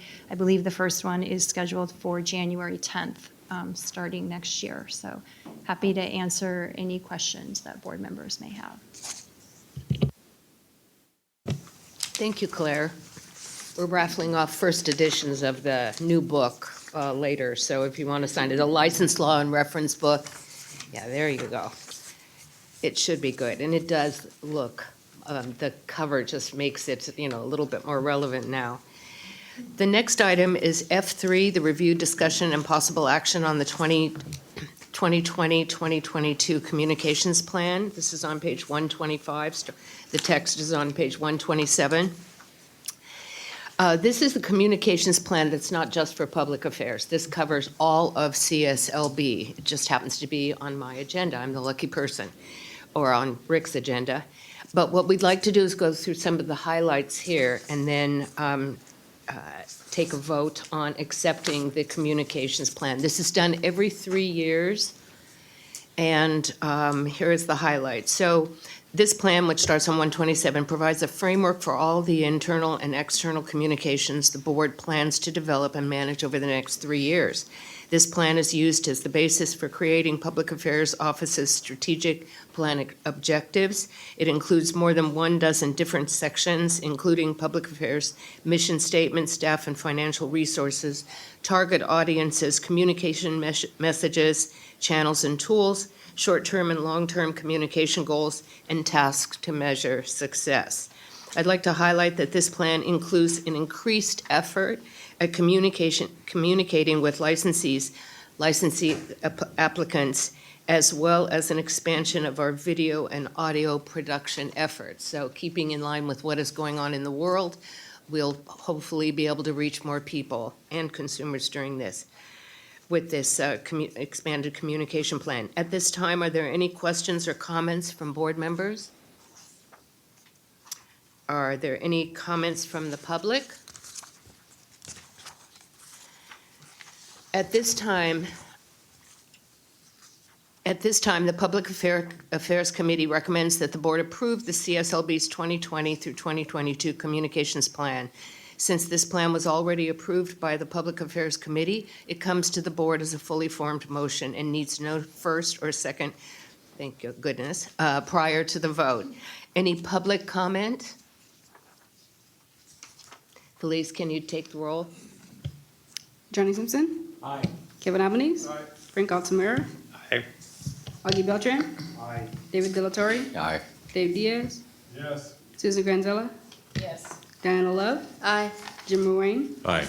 Nancy Springer. Yes. Mary Tykert. Aye. Motion passes. Great, thank you. F4, update discussion and possible action to amend Public Affairs Strategic 2019-21 Strategic Plan Objectives. This is beginning on 137. Next is this update discussion and possible action for Public Affairs 2019-21. I'm having trouble with all these 20s. It's just, it's wrong, but strategic, how did that happen? Strategic Plan Objectives. We are requesting to amend the target date for two items, 4.5 and 4.7, as noted in your packet on page 62. Before we take action on the proposed amendments, I wanted to provide a status of all 10, and I will be brief, 10 strategic plan items. So item 4.1, items 4.1 and 4.2 are completed. 4.3 is no longer needed, so that will be it's no longer needed. Item 4.4 is well underway. Two new suspects were both arrested in August, one arrested in Massachusetts, the other a man is suspected of several crimes in the wildfire debris cleanup in Santa Rosa, arrested in North Carolina. We've just added a third new suspect, and two more suspects have been submitted to be added. So in other words, with the enforcement divisions, we're identifying, correct? All of these, the most wanted list, as we were discussing. On item 4.5, the research has been finished, it's been completed on 4.5, which is the research and feasibility of creating a text alert program to communicate with licensees and consumers and implement if possible. So the research has been completed. Staff is working with CSLB's IT unit and the Department of Consumer Affairs Information Security Office to address security and content management questions, which will delay the implementation. I think we were talking about some of these issues. Staff has requested moving the implementation date from March 2020 to December 2020, and that's 4.5. 4.6, there has been a lot of work done to create a new contractor website. As content is being gathered and created, our IT staff is working with the Department of Consumer Affairs to put a system in place to host the site and streamline the process needed to post the materials online. So this is an overall improvement that we've been working on, and that is ongoing. 4.7, we're requesting a change. Staff met with the board's IT committee, which consists of Frank Altamira and myself. What a party. And determined that IT priorities should shift to online renewals for existing licensees and then return to the online application. So strategic plan originally said online application process, which is more complex than we thought. But we need to switch gears, as has been discussed, to the renewal online and get that in so that renewal online is simplified. Item 4.8 is on track and assigned to a new videographer, and that is the videographer who is now on our staff. So, on item 4.9 It was moved up to focus on the American with Disabilities Act compliance standards. Reviewing and updating the website content is being done on an ongoing basis, so that most of the work has been done. 4.10 is being handled by the new videographer. As we create those courses, our first course should be done by the end of the year, and I think, Claire, the end of the calendar year? Yes, it should be done. The new videographer has been working on it, and they're just sorting out some technical glitches with getting folks to take the quiz portion. Great. And I think it would be interesting if, for those moments in the board meetings when we need some new material, but to be able to see what it has been developed, because these are the things that will be accessed by our, the consumers and the contractors. So that would be great. At 4.10, I just finished. At this time, are there any comments or questions from board members? I just want to say, as far as 4.10, because some of the local building officials and throughout the state were helping to create that video, and we're really excited to see all the work that's been put behind that to make sure that it's accurate and that it's going to be educational. So thank you. I'm so happy to hear that that's going to be getting posted soon. So thanks. Good, thank you for that. I didn't know they had contributed to that. At this time, the Public Affairs Committee recommends the board approve to amend the target dates of the two items, 4.5 and 4.7, in the 2019 through 2021 Public Affairs Strategic Plan. Since this was already approved by the Public Affairs Committee, it comes to the board as a fully formed motion and needs no first or second prior to a vote. Is there any public comment? Felice, can you call roll? Johnny Simpson. Aye. Kevin Albanese. Aye. Frank Altamura. Aye. Augie Beltran. Aye. David Delatorre. Aye. David Diaz. Yes. Susan Granzella. Yes. Diana Love. Aye. Jimmy Wayne. Aye. Nancy Springer. Yes. Mary Tykert. Aye. Motion passes. Thank you, Felice. And thank you for the work that you're doing. That concludes the Public Affairs report. Thank you to our Public Affairs Committee, and thank you to our chair, Susan Granzella. Next, I'd like to take us to Agenda Item G, our Legislation Committee. And for that, I'll turn it over to Augie Beltran. Thank you, Chairman. Thank you, Chairman. We're now on agenda item G, Legislation Program Update. First item, page 145, review and possible approval of November 7th, 2019 Ledge Committee Meeting Summary Report. You'll find on page 143, your packet is a detailed, actually, I think it's 145. It's a detailed summary of what happened on November 7th at the Ledge Committee meeting, which must be approved by the board at this time. Do any board members have any changes or comments? Public, changes or comments? Move to approve. Got a motion? Second. Got a motion and a second. Yes, I was on my way, dear. Thank you. Public, any comment? Board, any comment on the motion? Go ahead, Felice. Johnny Simpson. Aye. Kevin Albanese. Aye. Frank Altamura. Aye. Augie Beltran. Aye. David Delatorre. Aye. David Diaz. Susan Granzella. Yes. Diana Love. Aye. Jimmy Wayne. Aye. Nancy Springer. Yes. Mary Tykert. Aye. Motion passes. Thank you. Review, discussion, and possible action to replace paper bill text with website link. We're now on page 163 of your packets. As of November 7th, 2019 meeting, the Ledge Committee unanimously voted to recommend to the full board replacing copies of legislative bill text with a reference to a website link in future committee and board packets. Chief, what do you got? Yeah, this item's pretty self-explanatory if you reviewed the packet. Basically, we're trying to save paper, save money on mailing and printing costs, save eyeball costs, really. Last year, we had SB 144. It was 200 and something pages. It only affected two sections of the contractors law, but because custom was to include the entire bill, the packet wound up being like this. So what we proposed here to save, time and reading, to include a website link instead. We'll make sure that's emailed out to the members, and of course, our analysis and summaries of the bills will always be there for review. Thank you, Chief. Ledge Committee's recommendation is that, and it comes as a fully formed motion, that the board directs staff to place copies of legislative bill text with the reference to website links in the future committee and board packets. Anything from the board? Anything from the public? Feliz, hit it. Johnny Simpson. Aye. Kevin Albanese. Aye. Frank Altamira. Aye.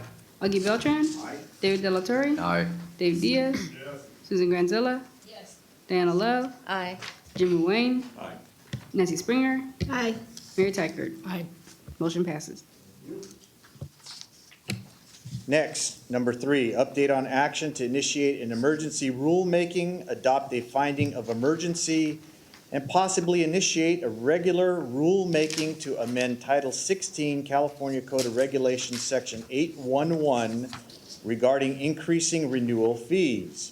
Now we're on page 167. To address CSLB's structural budget imbalance, the board unanimously approved a motion in its September 24th, 2019 board meeting to seek emergency regulations to increase renewal fees to their statutory maximum. Those regulations have been approved by the applicable control agencies and have been filed with the Office of Administrative Law for review. Chief. Yeah, I thought I would give everyone an update on this timeline that you see on page 167, as well as explain a little bit more about what the emergency regulations are doing. So obviously, we're past November 8th on this timeline. The rulemaking package already did go to agency. It was approved, and so day one actually occurred here on the bottom of 167. Day one occurred on December 3rd. We did publish the rulemaking publicly and invited public comment. We did not receive any comments. If you turn the page, day 7 there, submitted the package to OAL. That occurred yesterday, December 11th. And that's when the comments to OAL period starts. So day 13 will land on December 16th. That's when the OAL public comment period ends. And then because there's a weekend in there, day 18 will land somewhere between the 20th and the 23rd, depending on when they are approved by OAL. The OAL Office of Administrative Law period ends. And that same day, OAL will file the rulemaking with the Secretary of State, which does make them effective. So we're looking shortly before Christmas, effective emergency regulations. However, as the packet indicates, these will not go into effect until February, which is when we have the opportunity to implement them. Now, with regard to what actually is occurring here, unfortunately, it's not in the packet, but I'll break it down. All we did here with these emergency regs was to raise 3 existing fees to their current statutory maximum. In other words, the statute already has the maximum. We raise it up to that maximum. So the renewal right now to renew an active license is $400. This reg brought it up to $450. The renewal to renew an inactive license is $200. This reg brought it up to $25. And to renew HIS registration, it's $83. This brought it up to $95. So what we have there is every 2 years, there's a $50 increase to license fees for renewals. Every 4 years for inactive licenses, there's a $25 fee raise. And for HIS renewals, every 2 years, it's a $12 fee raise. What we expect when this goes into effect in February is a $2.5 million increase in revenue, assuming all of the number of renewals that we have been getting remain the same as they were last year or in and around the same. We'll anticipate a $2.5 million revenue by the end of fiscal year 19-20. Thereafter, 20 and 21, and then 21-22, a $6 million increase as a result of this emergency raise. That will bring us into the black. And it will also give us some time there to review our other fees. We have a fee statute, 7137 of the Business and Professions Code, with a number of other fees in it, application fees and all the rest. We'll do a fee study to determine if those need to be raised. And that would be done by legislation. So that's the update on the emergency regs. I don't think I'm missing anything if there's no questions. Thank you, Chief. Questions from the board? Questions from the public? This is an update only and requires no further action. So now we're on number 4.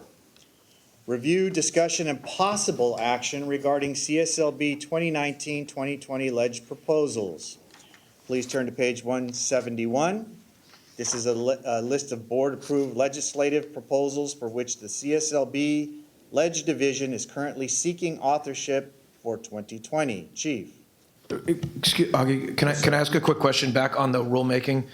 Do we need to adopt a motion to pursue the regular rulemaking?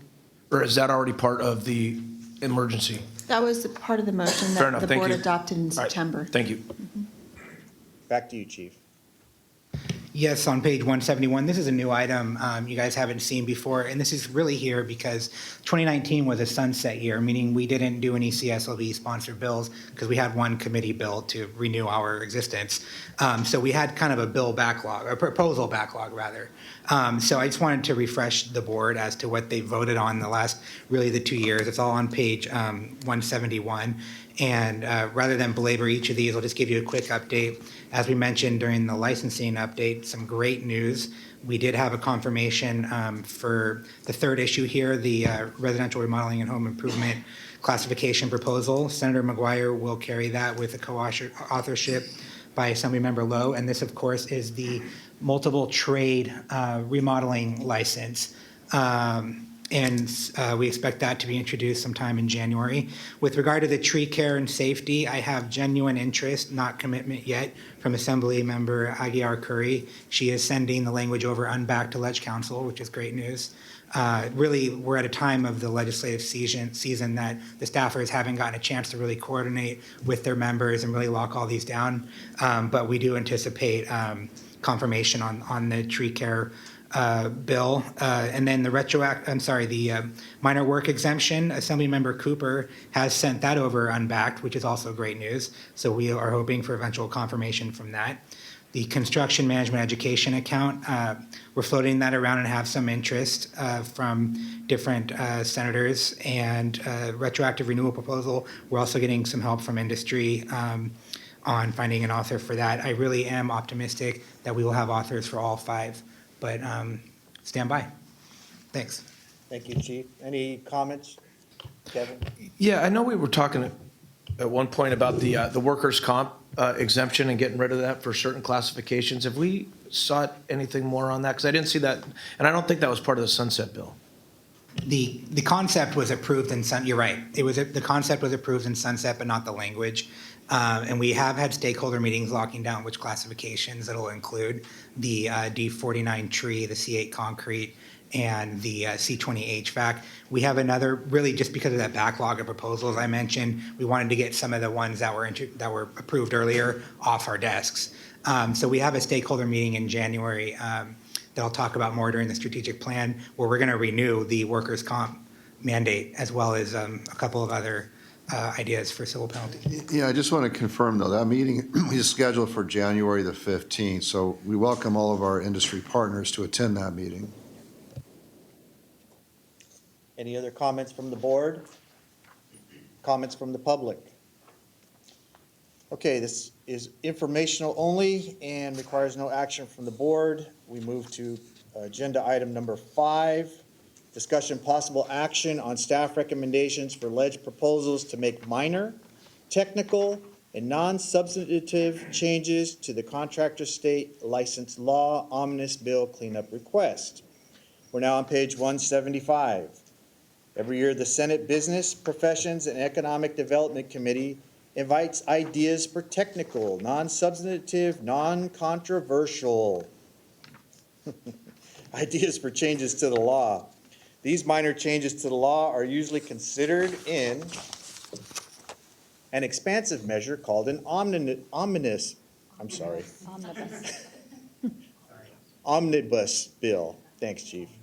That is introduced each year to clean up different sections of the state codes. In the packet are ideas from CSLB staff for this year's omnibus bill that are here for board consideration and possible approval. What do you got, Chief?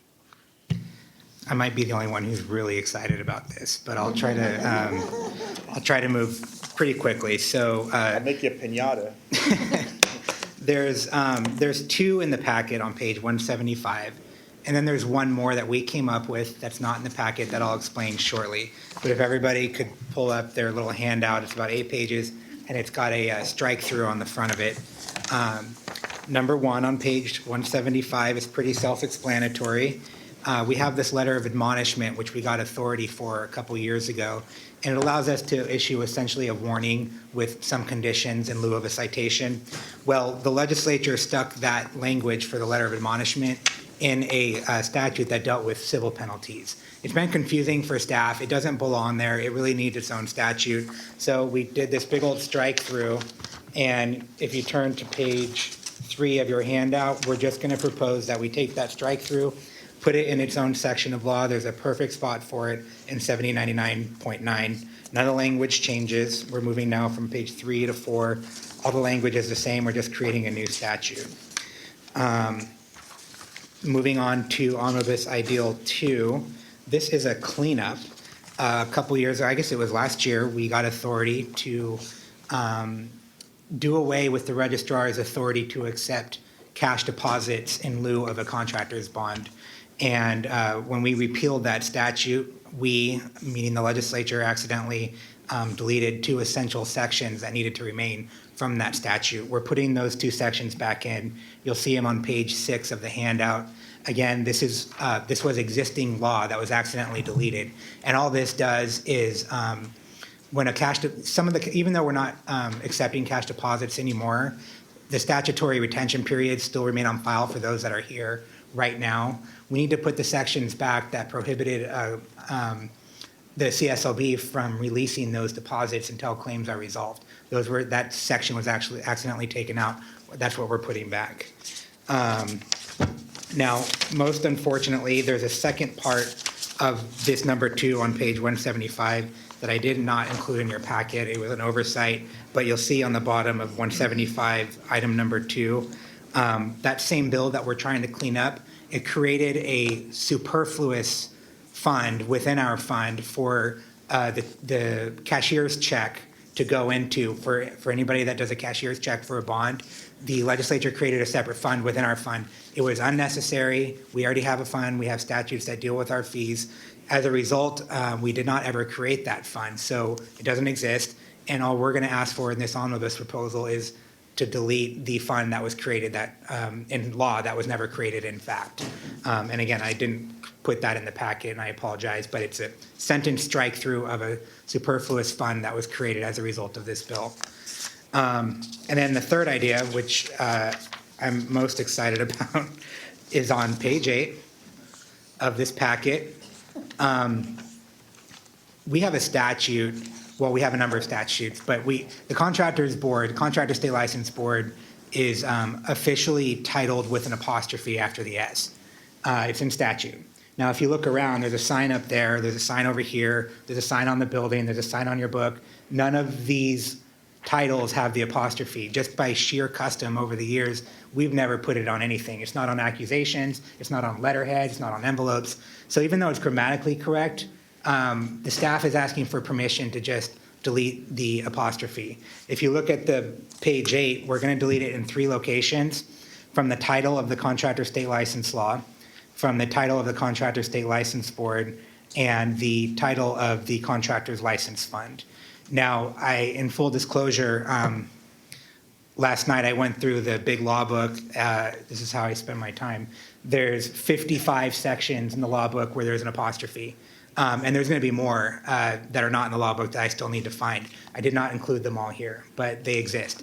For your purposes, there's just the 3 right here: the fund, the law, and the board. So that's the omnibus proposals. Chief, I too am excited about getting rid of an apostrophe. It's just, it's exciting. Exciting. Registrar, do you have anything you want to add on this one? Or are you good with it? No, I'm fine with it, thank you. Okay. Any questions from the board or comments? Any questions from the public? Yes. I did have one clarification. So We didn't completely eliminate our authority to retain cash deposits. What had happened is that in the prior law, you could have a CD with a private bank or a trust, and we were noticing that some applicants would put the money in, get their license, and then take it out shortly afterwards, even though they were supposed to maintain it with the bank. So when the consumers went to make a claim on the cash deposit, it wasn't there. So that's why, that was what was eliminated last year, is the ability to put money in a private bank account, in trust for the consumer. And so the registrar still will accept cash deposits, but since we have control over that money, there's no risk that contractor can take the money out before the statute of limitations runs on claims that can be made against that deposit. So that's why we need that language in there, so that we can disperse the money and fairly consider all the claimants per court order. For some reason, that got struck from the bill. So that's why we need to do the cleanup. But we do have cash deposits, but just only with the registrar, not with any other institution. And we're no longer accepting cash deposits in January 2020. We are still going to accept cashier's checks. Right. That's what we're retaining. Right. But the reason we can do that and safely is because there's control over that money and there's no risk of fraud with respect to the consumers being able to make claims. So just to clarify the state of the current law. Thank you, Counselor. Any legal opinions on the apostrophe? Well, I'm a grammarian, so I'd like to keep it, but every time I put it in, the staff take it out, so I've lost that battle, so. All righty then. Based on those comments, Board, do you have any more comments? Public? The Chair would accept the following motion: to authorize staff to submit to the Senate Business Professions and Economic Development Committee the 3 technical, non-substantive proposals for changes to the contractor state license law that would make the letter of admonishment its own section of law, restore requirements that bonds or cash spot deposits shall not be released except as determined by a court, and delete references in Business and Professions Code Section 7071.4 to a contractor's deposit fund, and, the big one, delete the apostrophe in the formal title of the Contractor State License Board. Chair would accept that motion. So moved. Second. Motion is second. Board, any questions on the motion? Public, any questions on the motion? Yes, sir.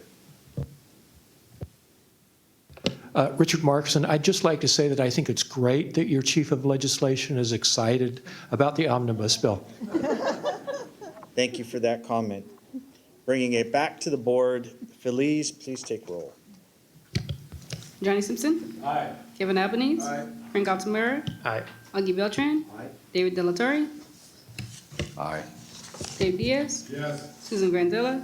Yes. Diana Love. Aye. Jeremy Wayne. Aye. Nancy Springer. Yes. Mary Tykert. Aye. Motion passes.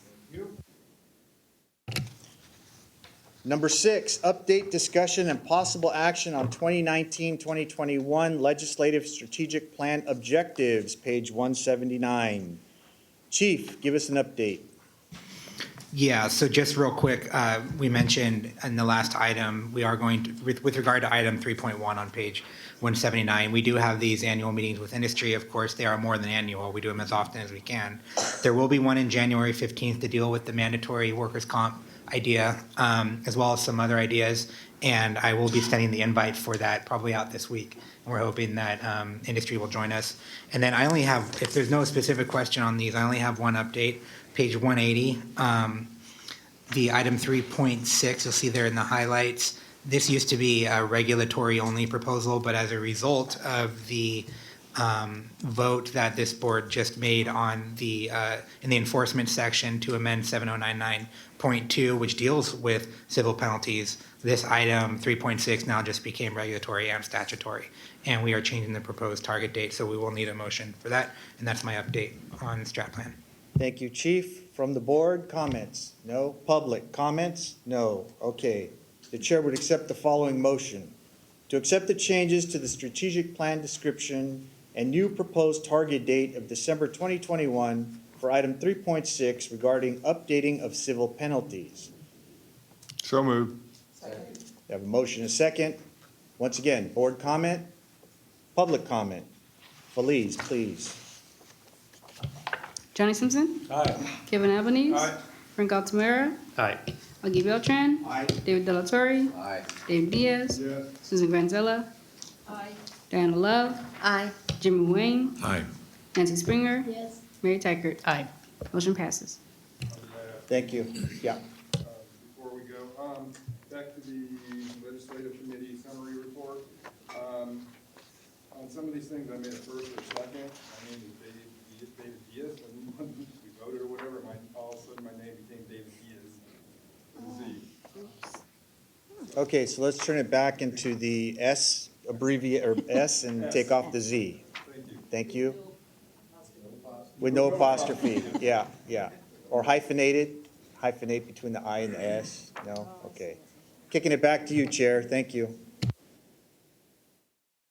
And to our chair, Augie Beltran. That will take us to agenda item H, executive.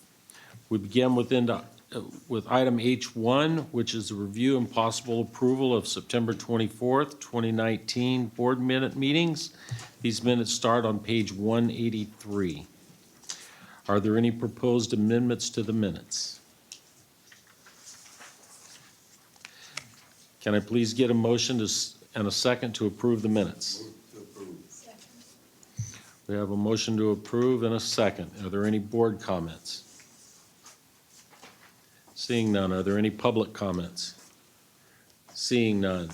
Felice, can you please take the roll? Johnny Simpson. Aye. Kevin Albanese.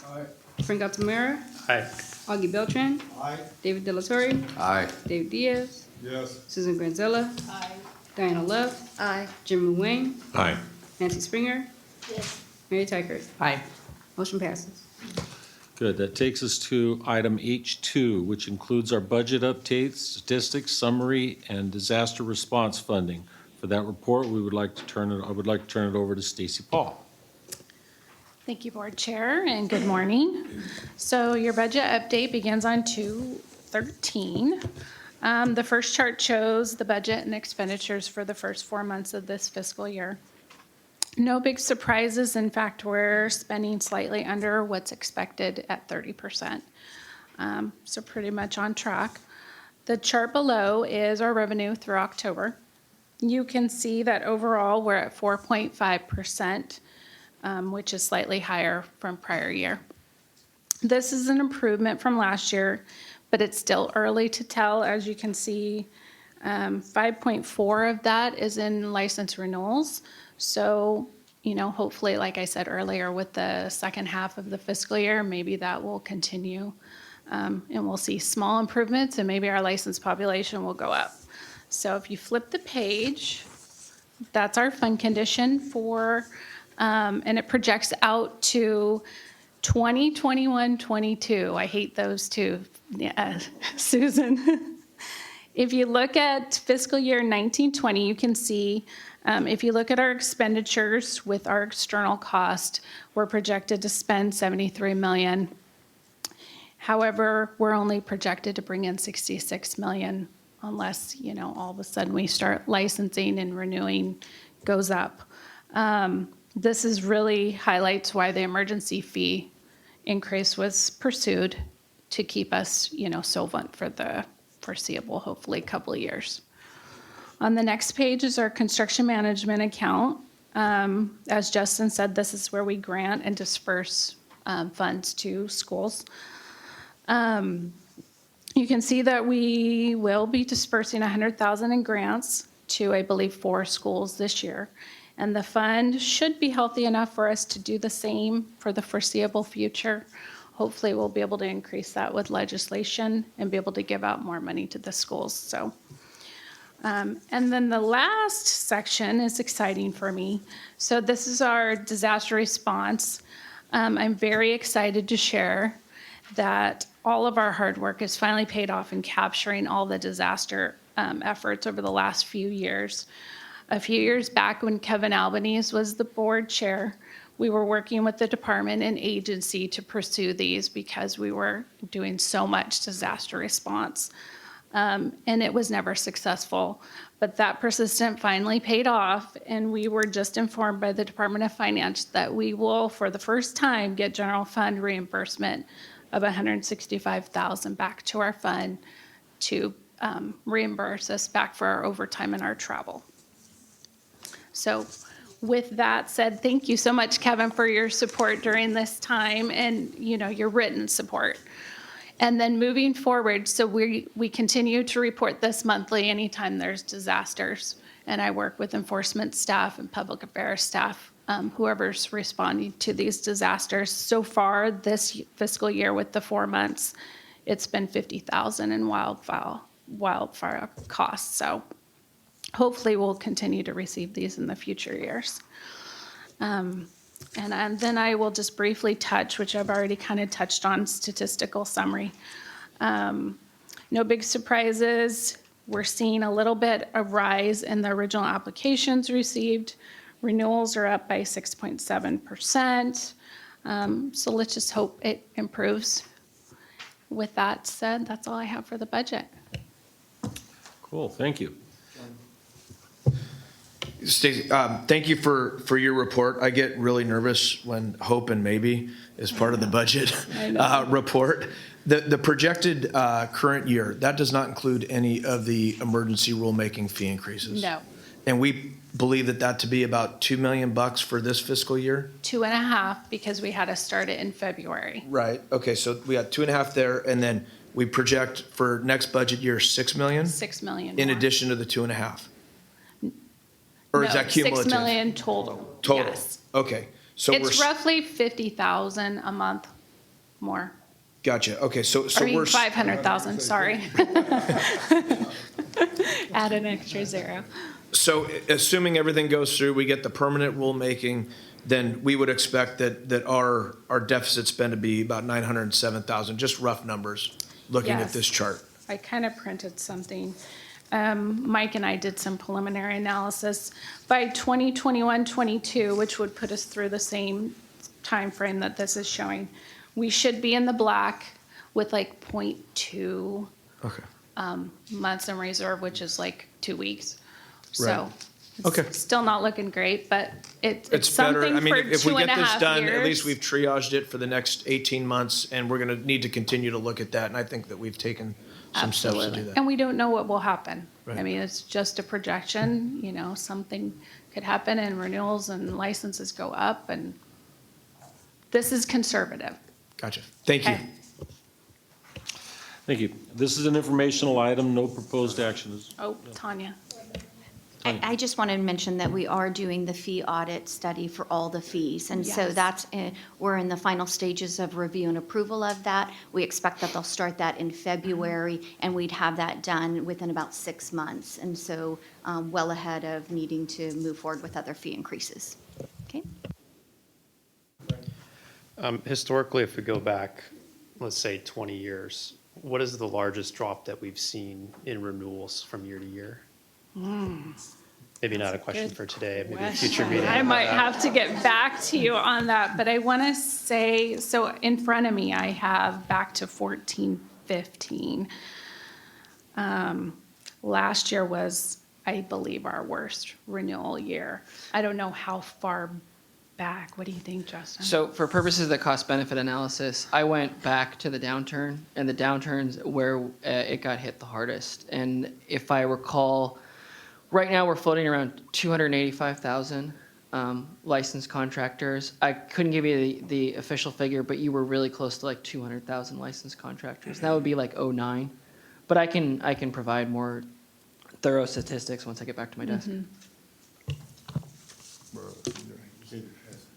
Justin, do you have numbers before '09? Yes, we do. I think for the purposes of the cost-benefit analysis, I went back to 02, but working with Stacy, you can really go back quite far. I'm not sure what that date would be, but I wouldn't be surprised if we could go back into the 70s. No, I just was wondering if we recouped from what it was prior to the crash. No, well, we haven't though, because at one time we were well over 300,000 licensees, and where we've been for the last few years is about 285,000. Correct. But what you're looking at is a substantial increase in applications, but also the approval rate for these applications, last I saw, was about 75%. Justin, that would be almost 10% greater than, say, a year or two ago. So we're optimistic that we can get the licensed population back up to around 300,000 eventually. Correct. I don't remember the specific number, but 300,000 was roughly accurate. Just, and I got to think, to add to the remodeling classification, we should see a dramatic increase. All those Bs that have been rejected, that are doing that type of work, there is reason to be optimistic. It's just when we're talking budgets and optimism. Yes.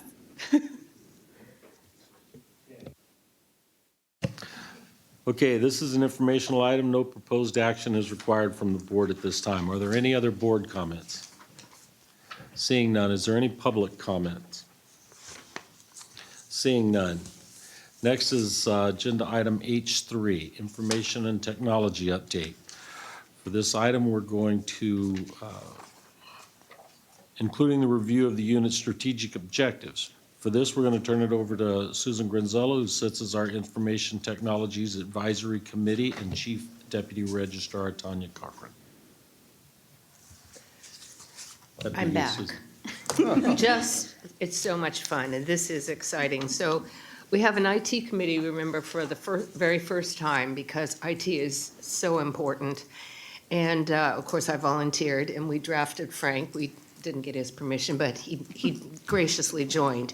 But Frank's IT background with mine, we sat down with Tanya for a meeting in August. And the reason this was very important is that we lost the chief, who was our IT chief, in the fall? And no, it was further back.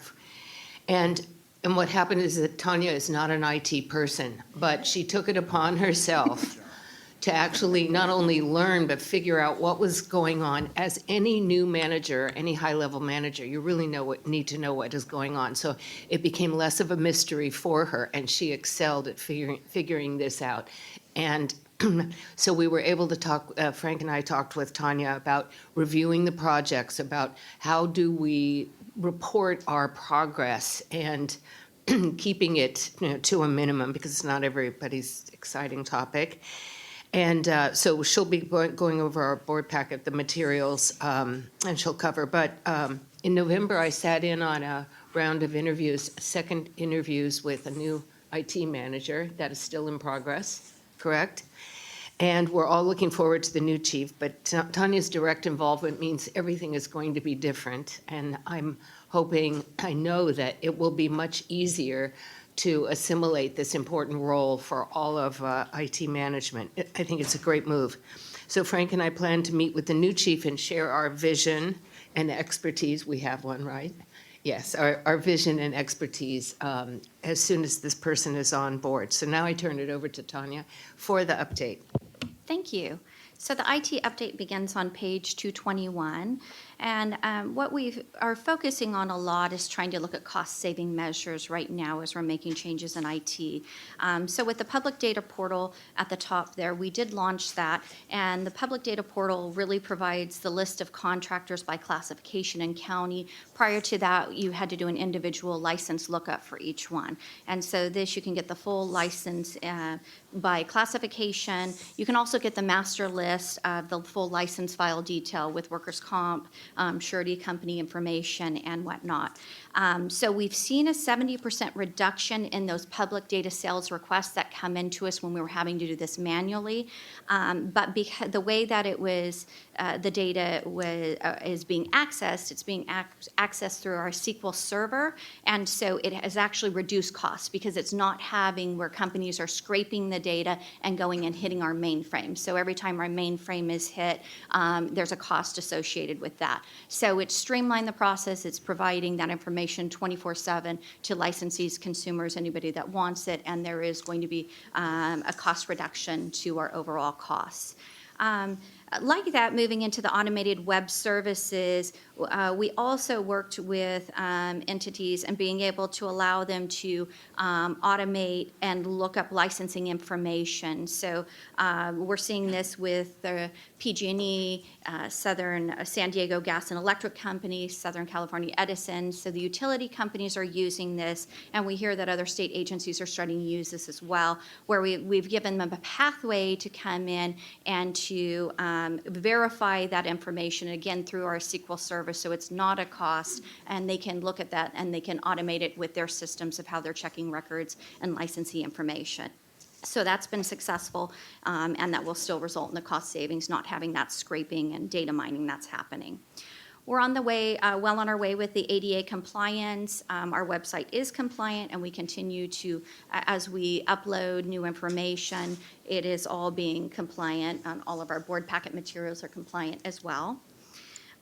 We are looking now at our intranet architecture, and so that's where it's the CSLB only, it's the staff architecture, and that was launched back in 2013. But the way that it was set up, it was kind of one big site, and we're looking at structuring that architecture the same way that we're doing our web re-architecture, which is on the top of page 222, and that's looking at separating it into sections, and so it makes it more easy to manage, but it also increases security with that. So our target completion for a main website, we're looking at the end of December, and it might go a few weeks into January, because right now what we're doing is we're building all of our servers and reconfiguring those servers. And we're going to move it out of the Department of Technology, which is a cost, and we're leveraging our pro rata dollars, and we're putting it under DCA, where it will not be a cost for us to do that. So there will be a cost savings with that. We're well on our way, but we may slip a little on that date of December 2019 to be into the beginning of January. This re-architecture, it will not only make it a cost savings, but it's also easier for us to access the data, and it also give us more security and stability for that. Next, I'll just move and touch on to the military audit, and that's what we've titled the information security risks at the bottom of 222, and there's a chart on the top of 223. And this is just showing you what our remediation efforts are to date to comply with the military audit findings. Where we started this at the last board meeting, we were about 10% completion. We're now about 30% completion. We have some time on this, but we are moving forward and working really diligently. The security staff are working on that to come in compliance. And our final update item is really showing our IT system enhancements, and so that's at the bottom of 223, and it runs through 226, I think, or 227. And what we started doing is keeping a list of all of those enhancements that IT's been doing, which actually provide services to the different areas, so licensing and enforcement, whatnot, but kind of capturing that to see what those activities are outside of the project. And you'll notice that we stop in October of 2019, what those updates and activities have been. And we've really been focusing in November and December on our IT projects. And so that's really where the staff have focused on looking at the implementation of the $20 fee for the C10 license, the online sole owner renewal, that's hitting February, and the fee increase, which is February. So all of those efforts are being orchestrated, so we'll have a February 1st, 2020 rollout. So are there any questions on the update itself from board members? Thank you. Spoken like a true IT person. Okay. So with that, then I'll move into the strategic plan objectives. So we've touched on it. Item 5.12, we've touched on the sole owner online renewals. I just want to provide a little statistics on that and the reason for pivoting to flip that with a sole owner online application and bump that down. We receive for sole owner online renewals about 67,000. We have about 67,000 licensees, where when we look at the applications we receive annually for sole owner online applications is about 12,000. So that's why we made that shift, and you're seeing that we're requesting the date changes related to those two items. We're also adding, for this December of 2020, next 2020, we'll be looking at being able to do payment of citations. Right now, they can't pay them online, and they have to mail in checks or make payments. So this would be a mechanism for citations to be able to be paid through credit cards. So that's something we're looking at, anything that's revenue generating, focusing our activities on that. 5.13, we're just asking to remove the DocuSign verbiage and to move the date on this. There's many platforms that can be used. DocuSign is one of them, and they may ultimately be that. But we have Salesforce, there's Adobe, so there's many products that we're going to be looking at and researching as it relates to that. And that ties to really item 5.14. Again, we're looking at a platform that we can use for not only multiple signatures, but also to create an online account function. So that'll be something for the new IT chief to tackle, looking at balancing what the cost is for that, what support's needed when we're looking at it, maintaining an online account and having licensees going on and doing that, and what would the usage be. But some of the things that we're looking at that we could do is order renewal forms, change of address, update contact information, online payments. You could request a duplicate pocket card. So those are some of the things that we're brainstorming, and we'll bring it back to the IT advisory committee to look at what other options there might be out there when we go moving forward with an online account option.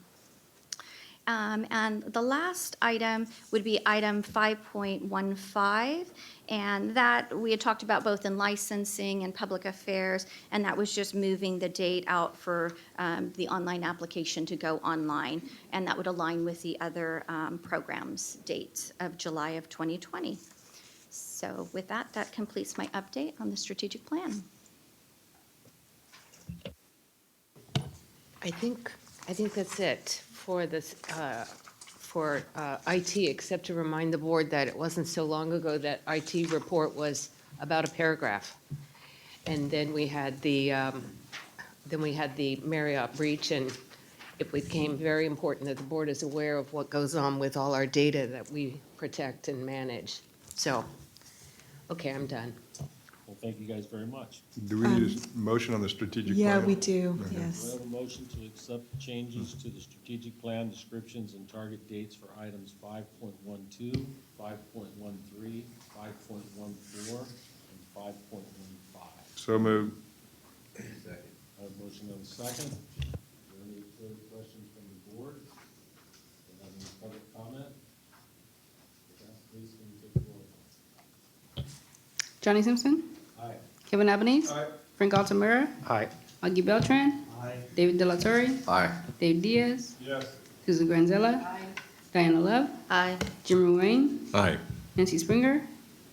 Yes. Mary Tykert. Aye. Motion passes.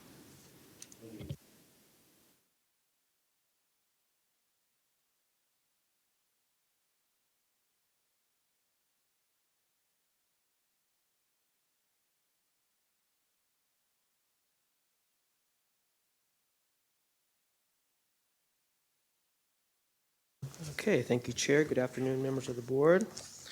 The update starts on, let's see here, page 233.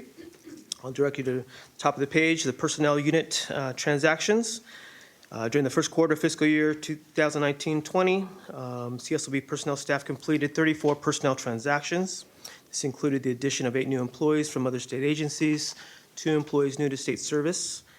Within CSLB, 15 employees were promoted and 3 transferred to different units. Additionally, 2 student assistants and 3 examination proctors were hired, and 1 employee accepted training and development assignments. So very busy in that area. As far as vacancies on page 234, top of page 234, during the first quarter of fiscal year 1920, CSLB had an average of 26 vacancies. The personnel unit continuously works with CSLB hiring managers and the Department of Consumer Affairs, Office of Human Resources to identify and minimize any delays in the recruitment process. So we're looking healthy as far as recruitment. You can see the average monthly vacancies by fiscal year table right underneath that. On the following page, 235, there's a list of exams that are coming up. And then I'll go next to the Business Services Unit update. That's on page 236. Most notably, all the work that's been done here at the Sacramento headquarters. Everything is pretty much completed. We have a few items left over, and that should be done by the 21st, but you've seen as you walked into this building in the last year, there's lots of improvements. We have increased security at the front door there, the security kiosk. You can't really see it, but on the other side of this wall, there's a full media room. So there's staff in there that's controlling all the cameras and the like. And added security throughout the building, new alarm system, new lighting. So it's all LEED certification. So lots of work that's been done. So I commend the staff for getting all that done. Contracts in process. There's a contract in process right now. That's on page 237. Sorry. For CPS HR Consulting to conduct an audit of CSLB's fee structures in order to determine fees are appropriate and if legislation is warranted for a future fee increase. So we're busy with that. If you go down at the end of that page, end of the page here, bottom of the page, executed contracts and procurements, fiscal year 1920, contract with California Highway Patrol for security services at various public meetings and at CSLB test centers is in place. So we thank our CHP partners. And then on page 238, just a quick update on travel. Effective November 1st, 2019, DCA implemented a virtual card number, VCN, as a payment mechanism to secure lodging for those CSLB employees and board members who travel for state business. So VCNs are a single-use, unique 16-digit virtual card number that allows for direct billing of hotel rooms. CSLB staff and you board members will no longer need to use personal credit cards when booking a hotel room or request a travel advance to cover lodging on state business. So that's very good. VCN hotel reservations can be managed through using the ConfirmaPay app. That's both in OIS and for Android users. And that completes the administration update. Thank you, Mike. This is an informational item. No proposed action is required from the board at this time. Do any board members have any questions or comments on this item? I have a question. It talks about no use of personal credit cards in the future. Does that include the incidentals that they want our credit card for when we check in? I believe so, but we can get that clarified for you. Okay, thank you. Yep. Felice she's very helpful in that area. Any other board members? Seeing none. Any public comment? Thank you, Mike. Thank you. That takes us to agenda item H5 and H5A, tentative board meeting schedules. The registrar's, next item is H5, the registrar's report, the tentative board meeting schedule. For that, we'd like to turn to Dave Folk. Thank you, Chair Simpson. On March 30th, we'll be conducting a board meeting in the Bay Area. Haven't confirmed the actual city yet because we're in negotiations with various hotels. June 4th and 5th will be in Orange County, and this will be, again, a meeting with the Nevada Contractors Board. They're confirmed to be present for June 5th. That's a Friday. On September 1st, we'll be in San Diego, and that meeting will coincide with the National Association of State Contractor Licensing Agencies annual conference. We did it that way, so it's an opportunity for board members to meet with their peers or their colleagues from other states. So I think it's an interesting conference. There'll be an opportunity to attend sessions if anyone's interested. So that's what we have for the next 3 board meetings.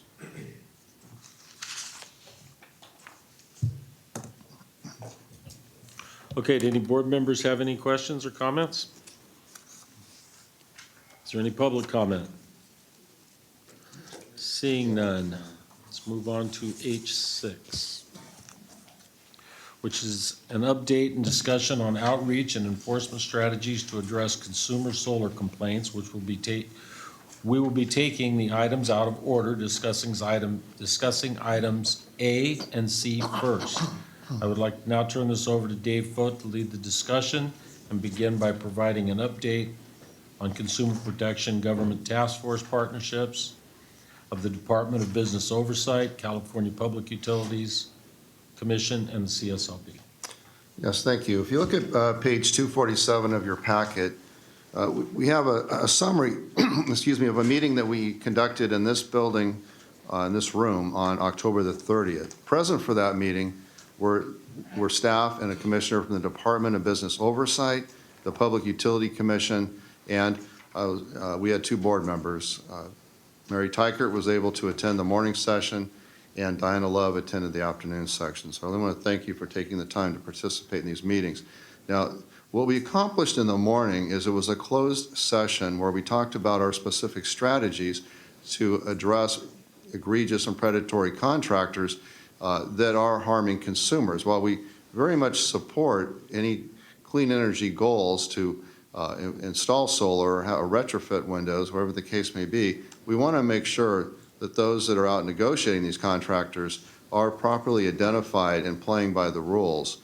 And the reason for the morning session was so that we could share information as to how we have identified those that are selling these loans. There was a real emphasis and focus on property assessed clean energy financing contracts, and that's where is otherwise known as PACE funding, where the loan or the funding is made by a PACE administrator, and that funding, that money goes directly to the contractor. In those situations, you have somebody that's negotiating that financial agreement that's regulated by the Department of Business Oversight. Often, that person is also negotiating the home improvement contract. And when they do that, they're regulated by our board, and they're required to be a home improvement salesperson. So we really need to share information on who's negotiating what's really a complex financial agreement that includes a contractual agreement to do home improvement work at somebody's front door. So I think that meeting was very successful. We also talked about our outreach efforts, and Rick Lopes was instrumental, our Chief of Public Affairs, in putting together a bulletin for consumers to explain how they can protect themselves when they're thinking about installing solar or doing other home improvement work on their home. It was targeted towards Central California consumers because there was a number of complaints received in Central Fresno, in the Fresno area generally, Fresno County, that related to low-income consumers that were taken advantage of by contractors. They entered into contracts, many believing they were going to have the work done for free, only to realize their property taxes would double or triple, and they couldn't afford it. So we wanted to work closely with the Public Utility Commission in getting that information out. I'm pleased to say that that was successful. You'll also see on our website that we have a link. It's called Solar Smart, and it includes very helpful information to the public on how to hire a contractor, the notice requirements that need to be in a contract. It's also helpful to contractors so that they comply with the law. So the morning session talked a lot about working together on enforcement actions, but also on educating the public. In the afternoon, we had the 5 PACE administrators present. And what was interesting about this meeting, we had the 5 PACE administrators, but we also had consumer victims and consumer victim attorneys. And the real theme for that afternoon session is that when you have PACE funding, it's different than your general contract. Because when you hire somebody to work on your house, you're generally going to know who you've contracted with, and you'll know who you're paying.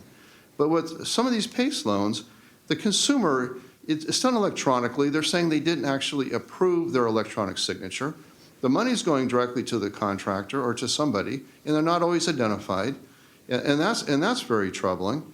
And the work is not always done. So the money could be made based allegedly on a false completion certificate. So that's what we were talking about in the afternoon. I asked a question during that meeting. I said to the PACE administrators, if we have a consumer complaint, are you willing to tell us who you paid the money to? Because this has become a real problem when the consumer doesn't know who the money went to. They only know they're paying the PACE administrator back.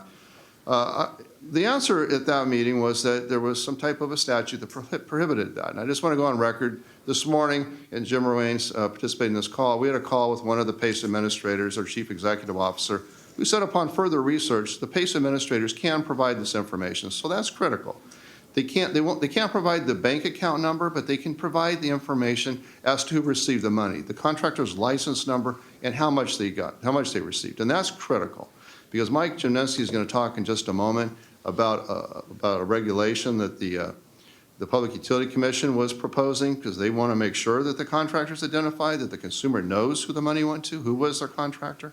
But also, I'm going to turn over to Misty Vickery at this time to talk a little bit about the Solar Task Force and the steps she's taken to create a subdivision to address on these bad contractors, many of whom are not licensed, that are out performing this work and harming consumers. So, Missy?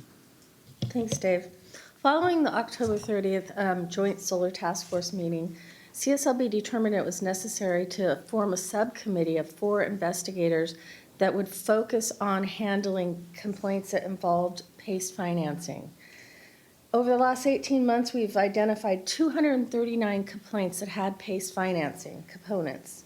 These complaints have been grouped by licensees, and what we're doing is looking at who had the most complaints filed and assigning them to investigators so they can handle them as a bulk.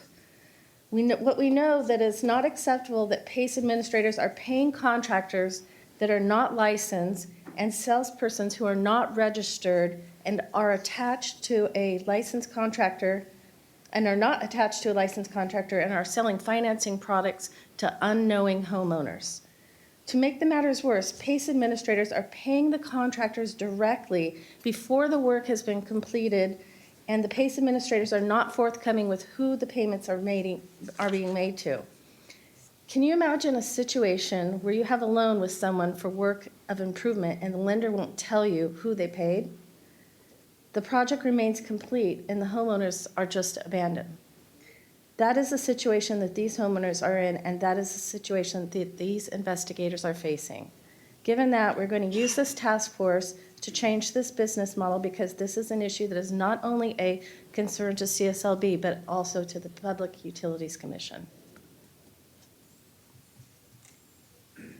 And so with that, Mike Gymnasty will talk a little bit about the Public Utility Commission and why they thought they needed to have a regulation and perhaps a $500 annual charge on contractors that are hooking up to the grid.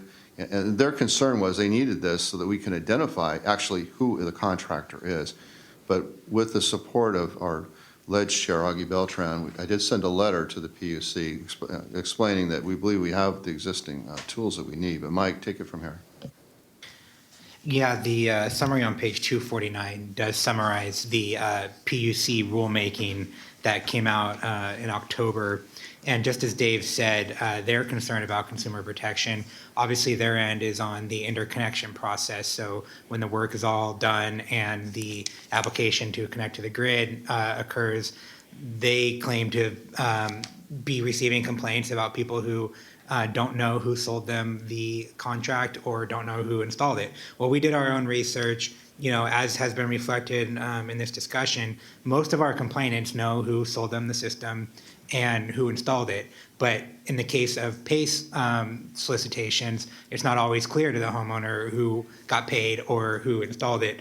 And so we decided, the PUC rulemaking, while it does hone in on that issue, it was clear to us that we can use existing resources to kind of attack this problem rather than create a whole new registration process, which is what the rulemaking recommends. You can actually read it yourself. The link on page 249, it's about 15 pages, and it does propose a registration process that would identify everybody that's connected to the grid, including officers of corporations and employees and HIS people, which of course, obviously CSLB already does register and license people. So we did issue this letter on page 250 in response, and it does just reiterate what we just stated, that we believe existing resources in our current partnerships and existing law can be used to enforce the requirements and really come down on these transactions rather than create a duplicate registration process, which it's not clear would actually resolve the problem. If somebody is selling solar through somebody that they've not identified through their public records, there's no reason to think that they would do the same on the interconnection end. So we think we can use our existing process to resolve the problem. The decision on the rulemaking is anticipated from PUC in January. And to take it a step further, we worked very closely with our partners from the solar industry. I know we have some here today, appreciate that, and also the electrical industry, to look at clarifying when a salesperson has to be a registered salesperson? When are they a contractor? So in working with our partners, but also working with the Public Utility Commission and the Office of the Attorney General, we developed a lead generation and solar broker advisory bulletin. So this is just intended to be advisory to the industry so that they don't get themselves in trouble. You know, we're seeing situations where people are going out knocking on doors and they may be registered themselves, but they're not tied to a contractor or they're not registered at all. And if they're telling that potential customer, that homeowner, that they have the ability to install a work of improvement on their home, they're going to be considered a contractor. Or if they're working for a contractor, they have to clearly identify themselves as a registered salesperson. So that's really what this lead generation bulletin is for. It's something I know the Public Utility Commission is very excited about. And I hope it brings some clarity for the industry and for the Solar Association who's here today. Thank you for your help with it. Mike, do you want to add anything to that? That about covers it. I think just the basic distinction here, there's lead generation and there's solar brokers. I think to help contextualize it all, as far as we can tell, lead generation involves selling names and information of people who might be interested in solar to companies who might be able to install that solar. And then there's solar brokering, which involves individuals who are selling contracts for solar and selling it to contractors who are able to install. So this this advisory breaks down when a home improvement salesperson registration is required for those transactions. It just restates existing law as it applies to these new marketing models. Is there a state agency that regulates PACE? Is that the PUC? No, yeah, it's actually the Department of Business Oversight has direct authority over them. So it used to be the Department of Corporation, now it's DBO, and they regulate PACE. They regulate the 5 PACE administrators.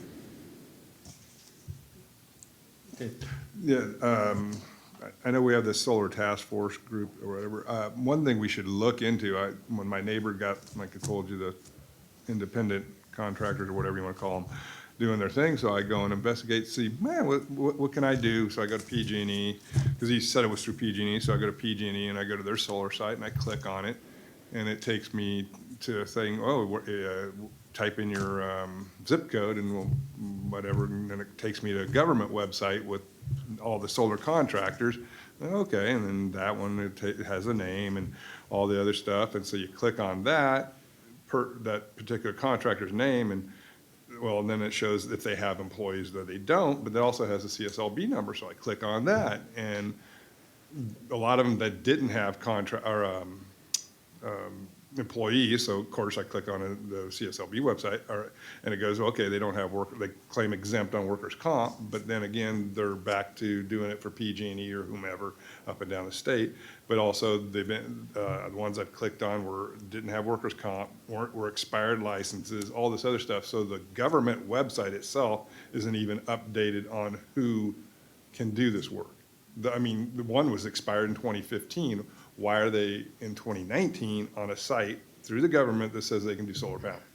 So, this stuff like that you think somebody would update this stuff.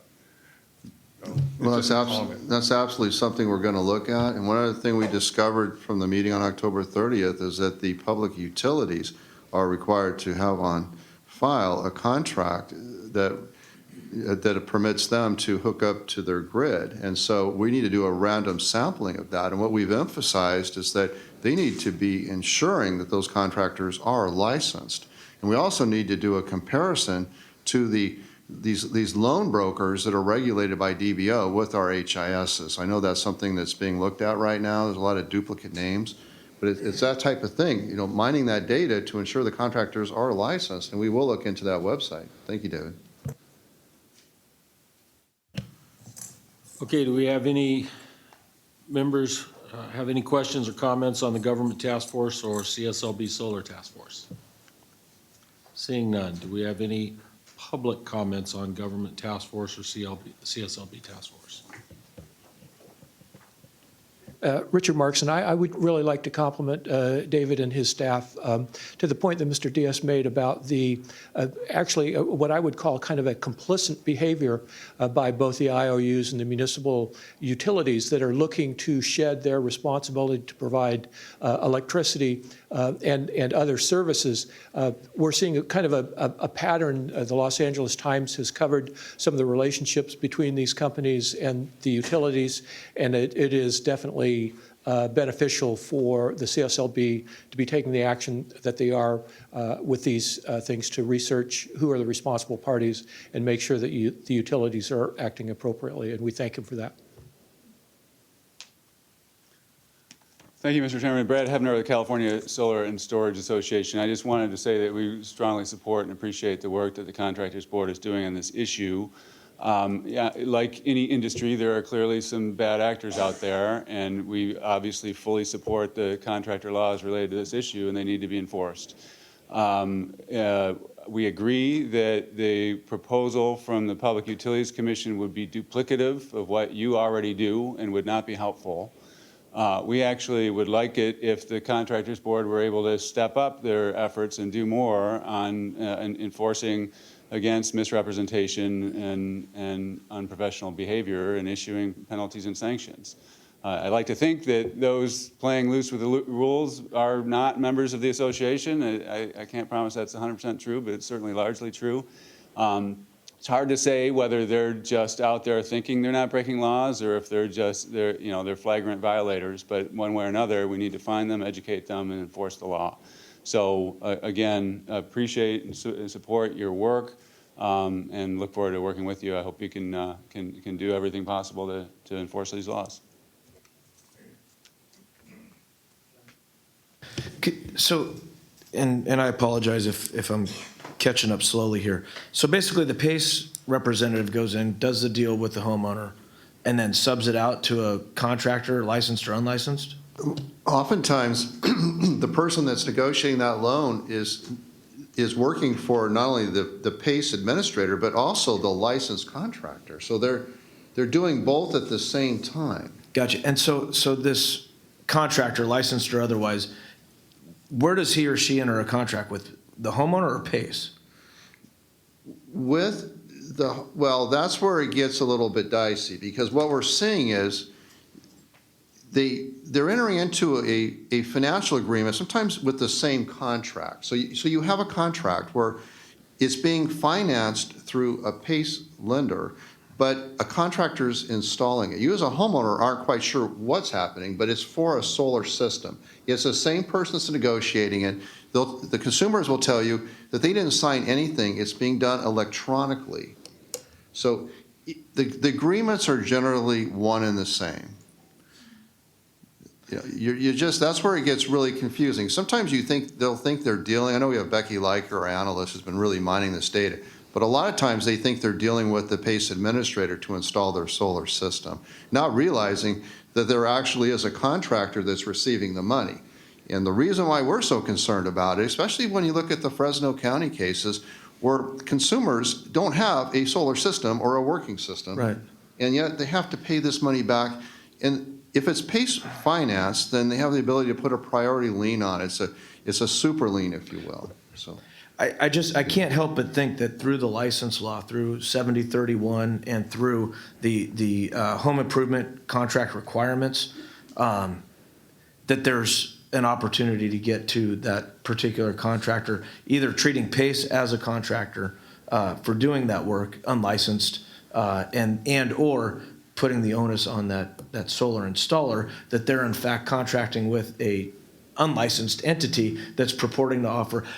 You are exactly right. That's something we're working with the victim attorneys on. I want to just really a shout out to Public Utility Commissioner Martha Guzman-Aceves for her leadership in looking at that angle and going out and to helping these consumers get out of these loans, and exactly using 7031. It's a very valuable tool. In this case. This case, yes.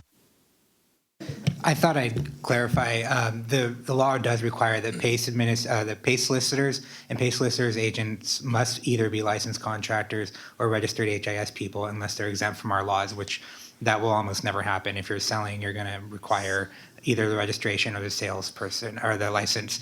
A lot of the Parlier cases and the Fresno cases, those occurred before a number of the new PACE laws came out in the last couple of years to amend the Streets and Highways Code and the Financial Code. So in theory, ideally, those situations that occurred in those communities would not occur today under the new legislation.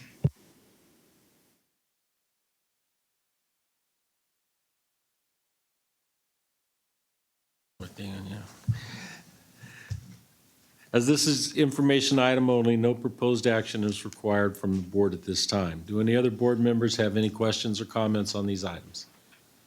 Is there any other public comment on these items? Seeing none, let's move on to H7, outside consultant or expert to study energy storage systems, ESS, beginning on page 255.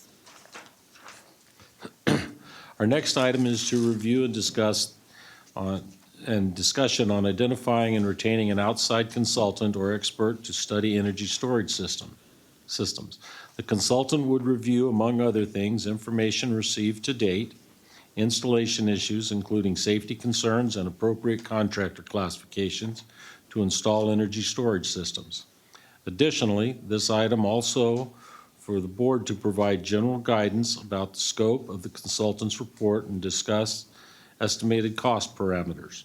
The board has been asked to consider retaining an outside consultant beginning at the bottom of page 257. Staff have included the general parameters for the board's consideration. The general parameters were developed based on the committee members' discussion on November 7th, 2019, Legislative Committee meetings. What follows is the range of the cost of the study, which staff estimate to be between $20,000 and $100,000, and the timeline. The timeline for hiring a consultant to issuance of the study is approximately 8 to 10 months. If it is determined that regulations are needed, it would be an additional 18 months. The total time frame is approximately 2 years. While this time frame is much longer than I envisioned, I would expect staff to work closely with the Department of Consumer Affairs to expedite the process. Before I turn this over to board members for discussion, I would like to first turn it over to our Legislative Committee Chair, Augie Beltran, to explain why the Legislative Committee rescinded its prior motion and decided to pass a motion to recommend to the full board that it direct staff to hire a consultant. Augie? Thank you, Chair. At our November 7th, 2019 meeting, the Leg Committee made a motion to recommend to the full board that staff retain an outside consultant to study energy storage system, ESS, information received, and ESS installation issues, including safety concerns and appropriate contractor classifications to install ESS. We made this recommendation because after numerous public meetings that afforded the opportunity to over 300 people to testify, it was evident that the CSLB should conduct further study of the issue for the following reasons. 1, regarding public safety issues, both sides of the issue differed widely on the present and potential for risk to workers or consumers in the installation of this technology by certified electricians versus solar installers. 2, the committee has also discussed the need to obtain more information regarding complexity and size of battery or energy storage systems. 3, building officials have additionally expressed concern regarding code compliance that deserves further consideration. And finally, regarding economic issues, both sides of the issue submitted economic impact studies that reached drastically conflicting conclusions about the proposed impact to the marketplace amending the C46 classification. One side of the issue concluded there will be no economic impact, while the other side believes that the impact could be over $90 million. As much as it appreciates, I don't know if that's written right, as much as we appreciate staff's study and efforts to achieve a resolution to this matter over the months, the Leg Committee determined that an outside consultant would be more helpful in reviewing all the information received or any need for possible additional information. in a report that will result in an independent analysis before the board consideration of these issues. It seemed to the Ledge Committee that before the board can make a sound and fair decision, an independent third party or party should research the issues and come back with recommendations for the board's considerations. That's our report. Thank you, Mr. Beltran. Next, I'd like Mike Melzia to explain the contracting process before we turn it over to the board for questions.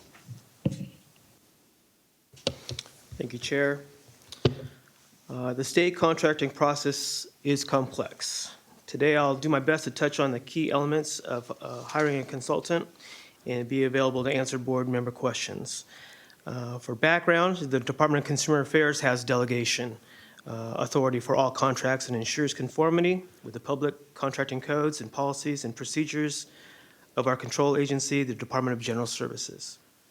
When developing a contract, DCA will work with CSLB staff to ensure all procurement and evaluation procedures are conducted legally and consistent with state procurement policy, prepare and write contracts in a manner that safeguards CSLB and DCA, develop, review, provide feedback, and finalize acquisition documents, act as the liaison to DGS, the procurement division over there, and the DGS Office of Legal Services if necessary, and obtain any required approvals from the DGS.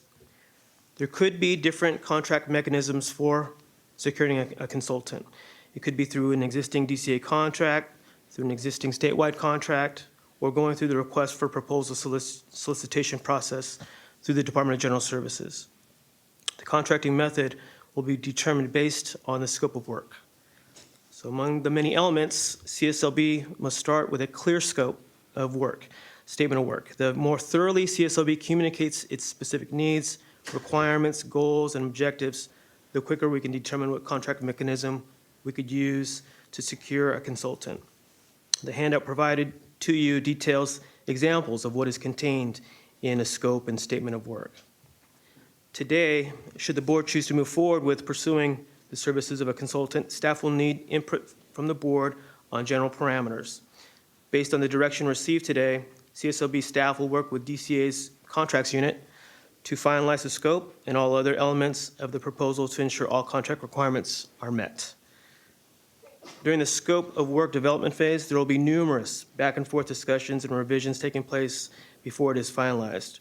Currently, we estimate the time frame for hiring a consultant to issuance of a study is approximately 8 to 10 months. The time needed to complete a bid proposal process will depend on the type of contracting method used, the complexity of the services required, the number of bids or proposals received, among other factors. Next, I wanted to touch briefly on why the cost range is broad, where we have estimated it ranging between $20,000 to $100,000. That's actually been explained on page 258 of your agenda. So we just looked at other similar type contracts and came up with that range, $20,000 to $100,000. Back to the RFP process. As I mentioned, there's different methods for awarding a contract. In an RFP process, it is determined, there's two methods to award a contract. The primary method, the contract must be awarded to the lowest responsible proposer, so just the lowest bid. If it is determined to utilize the secondary method, is based solely on a point count or high score, and that contract must be awarded to the responsible proposer whose proposal is given the highest score. So there's different elements spelled out in the solicitation package on how those proposals will be evaluated. Cost is one element of that, so it may or may not be awarded, it's not based solely on cost. Another option is to explore any other contract mechanisms within DCA to utilize an existing contract to evaluate non-economic aspects of the study and or utilize an existing DCA contract or DGS master service agreement to conduct the economic impact. Because the public contracting code has many nuances, CSLB and DCA staff will have a lot of back and forth in the coming months to finalize the specific scope of work. However, before we start this process, it is important that we receive board member feedback today on the general parameters you'd like to see addressed. So if there's any questions regarding the process, I'm happy to field those questions now. Do we have any questions? Okay, Nancy. Okay, so I'm gonna try to, okay, so you're saying 8 to 10 months to hire them, and that's based on the going back and forth?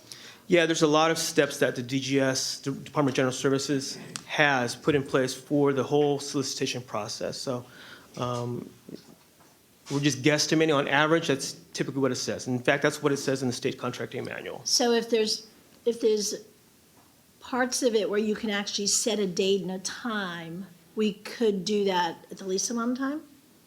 Do you know what I mean by that? You're talking about deliverables. Yeah. You can set deliverables. You can set it like a schedule of when you need that. Yeah, you can dictate what you need and when you need them. The proposers are going to have to meet those, or they're not going to be. Yeah, those are minimum qualifications. My other question is, you said there's two ways to do the bid, and that was you take the low bid or you could take the highest score. If you were to choose the highest score, is there a way, like if there was a set amount that we'd said we don't want to exceed this amount of monetary for that contract, could you take the highest score based on that?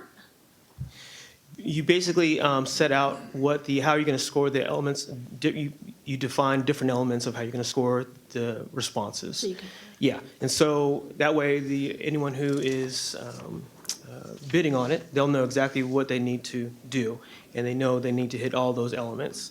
So there'll be an evaluation committee once the proposals come in, and they'll look at the qualified proposers, and then they'll start scoring each and every section of those elements. Then the highest score gets awarded the bid. Does that answer your question? Yeah. It's confusing. Yeah, so one last question. Yes. So would there be like one individual, one staff member assigned to stay on top of this and keep it rolling? I mean, like, is that, because normally I have one point of contact, right? Typically, there's an executive sponsor. Yes. Okay. And then there's staff We'll that. be on top of it. Right, and then, we'll put together an evaluation team once the solicitation goes out, that will evaluate the proposals. Thank you. Through the chair. So, again, if I may, who establishes the criteria for the scoring? We are going to, once we have the scope of work. Mike?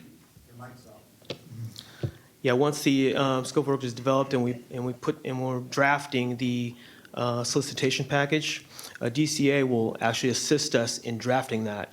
And the evaluation items will be in that package. And those evaluation criteria will also be used in the evaluation process.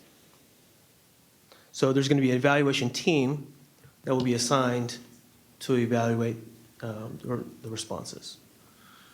Mike, if I could, I think what we would do is we would have an internal team here with our executive Correct. staff to work with the Department of Consumer Affairs. And what we would do is we'd look very closely at all of this information that we've received in developing the criteria and what we need to look at. Yes. But that's something the board needs to realize is that if you vote to go this direction, you are trusting staff to put this together. Yes, that's typically how it's done. So that means no board members would be involved until a vote or It's whatever? very unusual that a board member would be involved at that level. Typically, it's delegated because of the back and forth. And I think you have some open meeting requirements that would make that very cumbersome. It would really extend your timeline out there. Yeah, and I've had people do some reports for us, for my job not this, but, and $20,000 really doesn't get you much. I know that. So, and just saying, maybe the government get it done cheaper, but I doubt it. So what I'm getting at that is, you said lowest responsible bidder or a criteria. Correct. That whole definition of lowest responsible bidder, I really particularly don't like, because sometimes you get what you pay for on that, and I would, how long as this thing's drawn on, I've been on the board since 2011, I want it done right and get it done and over with. So, yeah, I'd much rather have a scoring criteria. Point. I just have Good, a Sue. comment. I think what's appropriate, or certainly what happened in the business I was in, is that that Dave's report to us at each board meeting is detailed progress on what has been done. Board participation isn't appropriate or needed in this, but our feedback certainly to Dave during meetings would be that. And so the onus would be on him to ensure all of our comments and concerns are included in the progress they're making with DCA. Yeah, no, I get all that, but the thing with that is if we add more stuff in as the timeline goes on, the cost will go up. That's the thing, and it will happen, so I'm just saying. Yeah, Augie. I think we got a pretty good idea of what we're looking for. The Ledge Committee's heard tons of testimony.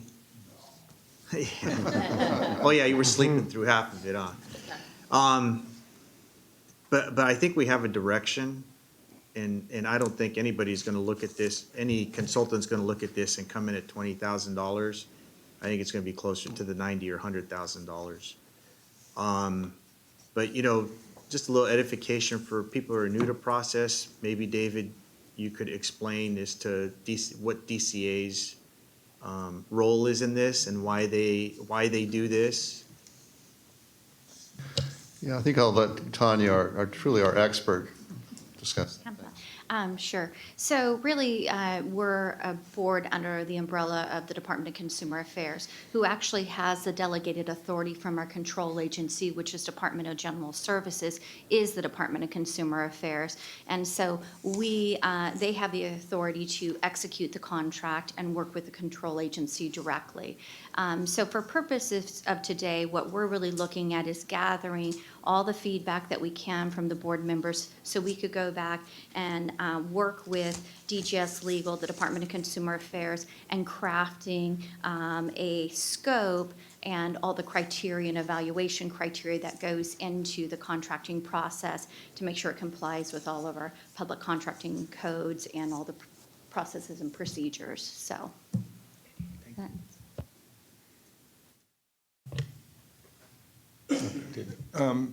So through the DCA process, when you do a contract and they do X, Y, Z, or they're a contract to do X, Y, Z, but it doesn't finish in the timeline, what's the recourse or whatever? Can they go back for an extra like we do in contracting?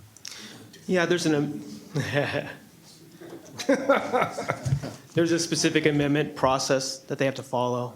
We would have to put in a request to amend the contract for time, and that happens from time to time. You just amend it for time, and it had not, deliverable, it's gonna take more time, or sometimes money. But yeah, there's this very specific process set out by the Department of General Services that Consumer Affairs follows. Thank you.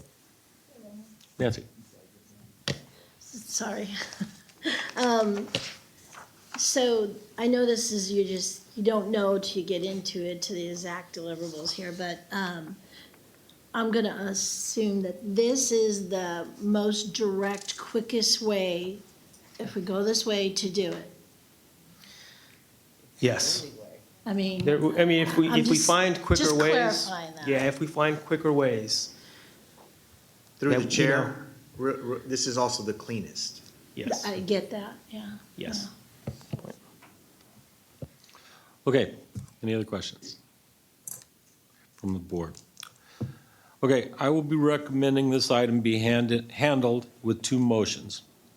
First is for the board to vote on the legislative committee's motion to hire a consultant, and if the motion carries, to then discuss and make a motion on the general parameters for hiring a consultant. And I'll review the committee's motion. The legislative committee recommends the following: that staff be directed to identify and retain an outside consultant or consultants or expert to consider energy storage systems, information received, perform additional fact-finding as necessary, and provide an analysis regarding ESS installation issues including safety concerns and the appropriate contractor license classification or classifications to install battery energy storage systems, and that staff provide a timeline at the next meeting. Since this recommendation comes from a committee of the board, it comes to you as a fully formed motion and needs no first or second prior to a vote.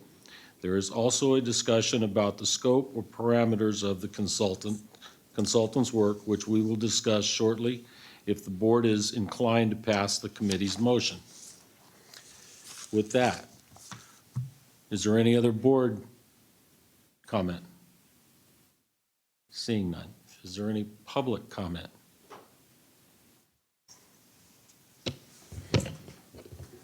Thank you, Board Member Simpson. Eddie Bernanke on behalf of the National Electrical Contractors Association. Unlike in budget issues, sometimes hope and optimism is all we have when we're trying to put together sound public policy. So on behalf of the National Electrical Contractors Association, we would urge this body to move forward with bringing on the consultant in hopes of getting some resolution here and getting us to the end of this process that's been very long and dragged out for our industry. Thank you.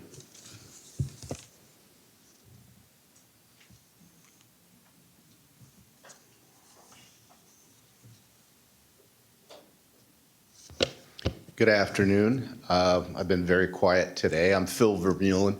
One quick question. With all the budget problems we've been hearing about, and why, and I understand it has to be an independent, but why not bill the industries after this is all said and done 50-50 for the cost of this? It seems to me that we're talking about one issue here. Why should the burden go to the whole construction industry on this? Christie, would you be able to comment on that?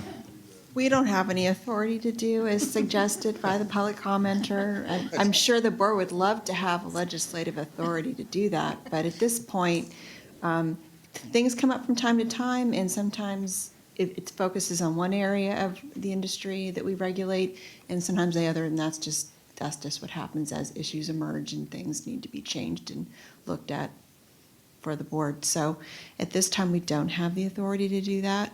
The reason this item is being brought to you is because you are responsible for your budget, you and your registrar. So that's why it's being brought to you as a decision point, and why this matter is being discussed so thoroughly, because you do know, as in light of our last budget discussion, that there are issues, but the staff are working to address them. Thank you. Any other public comment? Microphone. Hi, I'm Courtney Corda with Corda Solar. My husband and I are small C46 contractors in Contra Costa County, and we've been in business for 12 years. Sorry about my voice, I'm getting over a cold. And I'm glad that you're studying this. I look forward to the recommendations of the report, and I'm hopeful that the consultant will show that C46 contractors have been safe in installing energy storage systems and will be continued to allow to do it. The industry is changing, as you know, and with the power shutoffs that happened in all over the state, but particularly in Contra Costa County, a lot of our customers were hit hard. And it was, for many, it was the first time that our solar customers were facing the irony that they can't use their solar panels when there's a power outage if they're tied to the grid without a battery. So it really sparked a lot of interest. And I had 9 phone calls from our customers wanting to retrofit their systems with batteries. And I haven't told them all yet, but the first one that I told that we're not allowed to install a battery retrofit with an existing customer, even though we are allowed to install new systems with integrated battery storage. My customer was in a state of disbelief. It's pretty hard to find a good contractor that you really trust. And in our case, we have relationships with a lot of these customers going back years. So they just were very disappointed that they couldn't choose us. And I haven't told all the other customers yet that we wouldn't be able to do it. I was hoping to let them down easy by finding a C10 contractor that I could trust, that I felt knew enough about it to be able to be trustworthy to refer to my customers. But so far, of the 5 that I've called, 2 say they're not familiar enough to do it, and we're not interested. 2, we're too busy to return my calls, and 1, I'm waiting a couple of weeks just to get a quote. So I think there's, at least I know it's a small sample size, it's just my anecdotal information, but at least in Contra Costa County, in my experience, it's very hard to get an electrician to do anything. And it's just a shame for us. It's a business opportunity that as a small business, to be able to do repeat business with a customer that trusts you, and to be able to not be able to do that, it's going to be hard on us. So I'm looking forward to this study, and I hope it will be done in a very unbiased manner, and that the study will also talk to the manufacturers in our industry, because they're putting together robust training that has helped C46 contractors be the true experts in this field. That's all. Thank you. Thank you. Any other public comment? Yes, Brad Hedmer of the California Solar and Storage Association. We appreciate the board's recognition that something with such big cost implications has to be studied carefully. We have to understand what those costs are. There's been a lot of discussion about it and not an agreement.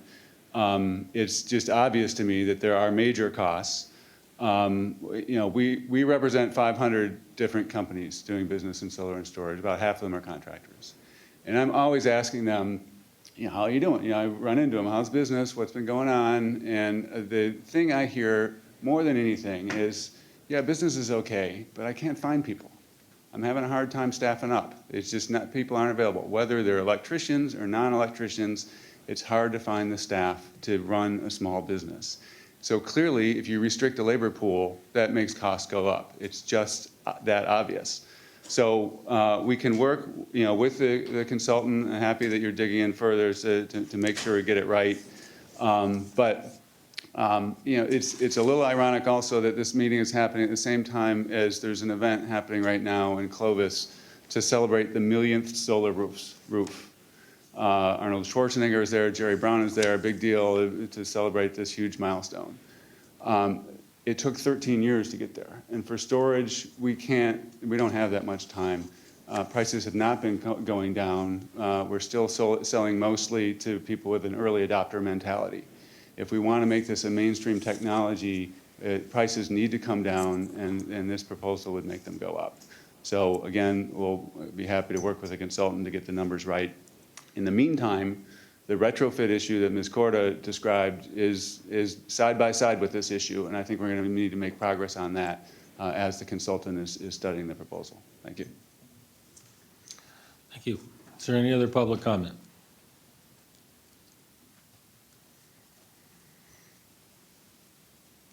My name is Jim Jenner. I'm a C46. I have my own business here in California. I've been doing solar and storage for about 10 years now.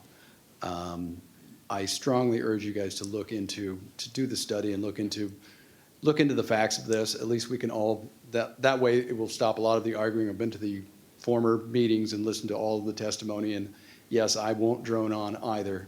But I urge you to look, at least we have a fair playing field and some real facts to base our decisions on. Thank you. Thank you. Any other public comment? Seeing none, can you please take the roll? Johnny Simpson, Aye. Kevin Albanese, Aye. Frank Altamira, Aye. Augie Beltran, Aye. David Delatorre. Oh, absent. Dave Diaz, Yes. Susan Granzella, Diana Love, Aye. Jim Ruane, Aye. Nancy Springer, Yes. Mary Tykert. Aye. Motion passes. Turn that on. Thank you. Okay, with that, let's go to the second motion. In addition to the foregoing motion, the Legislative Committee recommended that staff provide in general parameters for the potential consultants' work and that those parameters be brought forward for the board's consideration. You will note that staff have provided those suggested parameters on pages 257 and 258 of the meeting materials. I'd like to open it up to board member discussion and take it one suggested parameter at a time. starting with the first bullet point, which currently reads, battery energy storage systems, BSS, risk hazards, size and complexity considerations with respect to public safety, particularly what harm will be fixed by enacting a regulation, either existing or prospective harm. Do we have any comments from the board? I got, Johnny. What would be interesting to me is to include the term predictive or likelihood of prospective harm. We've heard either the sky's going to fall from one end or there's absolutely no risk of harm. And probably there's some truth to both sides, but I think if the expert or consultant can look at the predictive nature or the likelihood of that harm occurring. We all know that the universe is broad. It's somewhere from 0 to infinity. Sorry, Dave. I think including some likelihood factor, predictive factor would be important in the analysis. Either, so are you talking about the last, after the last comma there, either existing or prospective harm? Would that Yeah, cover just what you're to saying? include, either existing or prospective harm and the likelihood or the predictiveness of that prospective harm. I mean, we already know what the actual harm is, but the going forward, to avoid speculation of, Are you talking about potential harm? Sorry, just for clarification, you're talking about potential harm? no, because I think we have that in their perspective, and I'm not trying to wordsmith or get cute. I mean, the potential harm is either the whole thing's going to blow up or nothing's going to happen. What I want to know is what's the likelihood of whatever it is. I don't want to just average that out, but the true likelihood as close as we can get it. Does that make sense? It does make sense to me. So you're talking about saying either existing or prospective harm and the likelihood of either. Perfect. Would that make sense to everyone? Everyone okay with that being added? Did you say predictive? He says, well, this says prospective, prospective harm and the likelihood of either occurring. Predictive? Are we good with that? Predictive. I'm sorry, I'm just not clear what predictive harm is. I know we've talked, like, in terms of public protection, the case law talks about usually I don't see predictive. present harm, existing harm, or potential harm, like what possibility harm that would occur. So this predictive harm is kind of a new terminology to me. Likelihood? The likelihood of the potential harm. We So know. the potential harm and the likelihood. The likelihood of said potential harm is probably the best, cleanest way.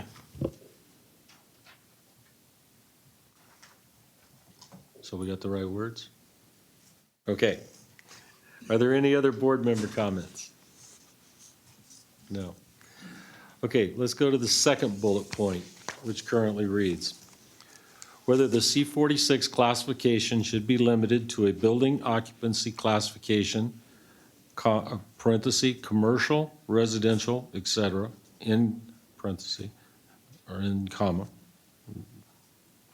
quote, when installing a battery energy storage system, and if so, what extent / in what way?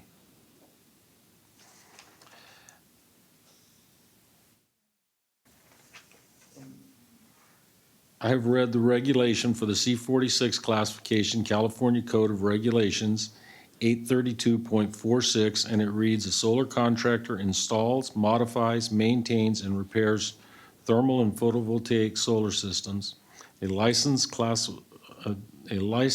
classified in this section shall not undertake or perform building or construction trades, crafts, or skills except when required to install a thermal or photovoltaic solar energy system.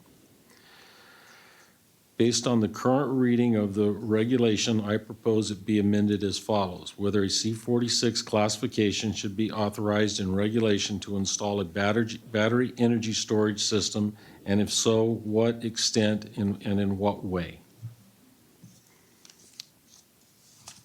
So do we have any board comment?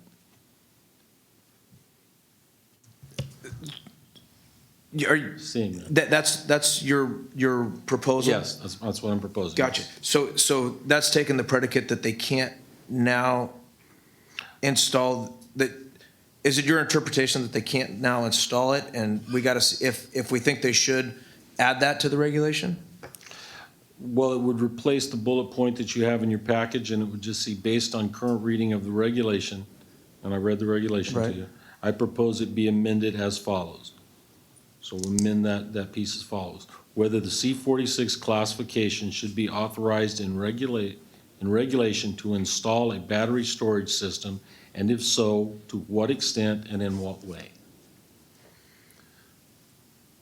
Can I suggest that we go with the amendment without referencing the regulations so we get a more comprehensive Sure. analysis of whether they should be installing, period, as opposed to in light of the current interpretation, so that you can get information about whether a consultant would give you an opinion about whether there should be standalone, paired, or whatever. That way, you can make decisions about amending or not amending the regulations with a full gamut of analysis. Sure. Just keep it That's open-ended. fair, yeah, well, that's fair. Okay, any board comments? I do. I guess my only concern with that is it sounds like now they can't do it. We're trying to see if they can do it. And I think history's established that that's been the past practice. This has nothing to do with what they're doing now. Just do with the Okay, law. It's just to get This an is moving opinion about forward. whether they Yeah. should or shouldn't. And so then you can determine whether you want to amend the regulation based on that recommendation. Right. So it's just a matter of getting all the analysis in as opposed to narrowly interpreting it in light of current or past Okay. interpretation. Okay, well, okay, Johnny? any other board comment? Nancy? So on the last statement you said, I'm sorry, I'm confused there. Did you take out the building occupancy classification, commercial residential, when you reset it? Yes. So I don't want to tell a consultant what they have to do. I want the consultant to be able to read and say, this is what I think they should be doing. To be more fair to the consultant, I think. Okay. Question. I actually heard it the same way Kevin did it. It sounded like it was a new evaluation. Excuse me, got a cold here. So I wonder if there's a continue to portion of what your first phrase was. Did you say whether they should? Were you kind of saying whether they should continue to? No, I did not say that. I said, should be an authorized regulation to, let me reread it. Based on current reading of the regulation, and that's their license, I propose it be amended as follows. Whether the C-46 classification should be authorized in regulation to install a battery energy storage system, and if so, to what extent and in what way? So their current reading in the rule says that they can do solar. So if a consultant comes back and says they can do battery storage, for instance, that would be added to the regulation, right? So is it restricting anything they're doing now, the way you No. just said it? Okay. I think that what we were looking at is the part where he starts with whether. That's kind of the parameter that we would be focusing on, not the intro, but the whether they should be authorized in regulation to install. So, I guess the only, and this will be my last comment on it, and I will put up to a vote, but it sounds as if our interpretation is or has been that the 46 cannot do ESS, and we're asking the consultant to opine on whether they should. That's how I hear it. That's how it sounds to me, but that.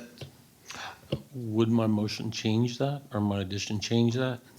I understood your addition to start with the term whether Whether. and not the introduction part. I mean, Right. you're explaining your rationale for why you're recommending it with the introduction, but my understanding was the open-ended question is whether they should be authorized to install, period. Right. And then and under what circumstances would be up to whether they should, the consultant would answer, and under what circumstances the consultant would answer. So that could be paired, it could be standalone, it could be a variety of different, who knows and we want to give the consultant broad discretion to give their opinion on this issue without focusing them on any particular aspect of installation.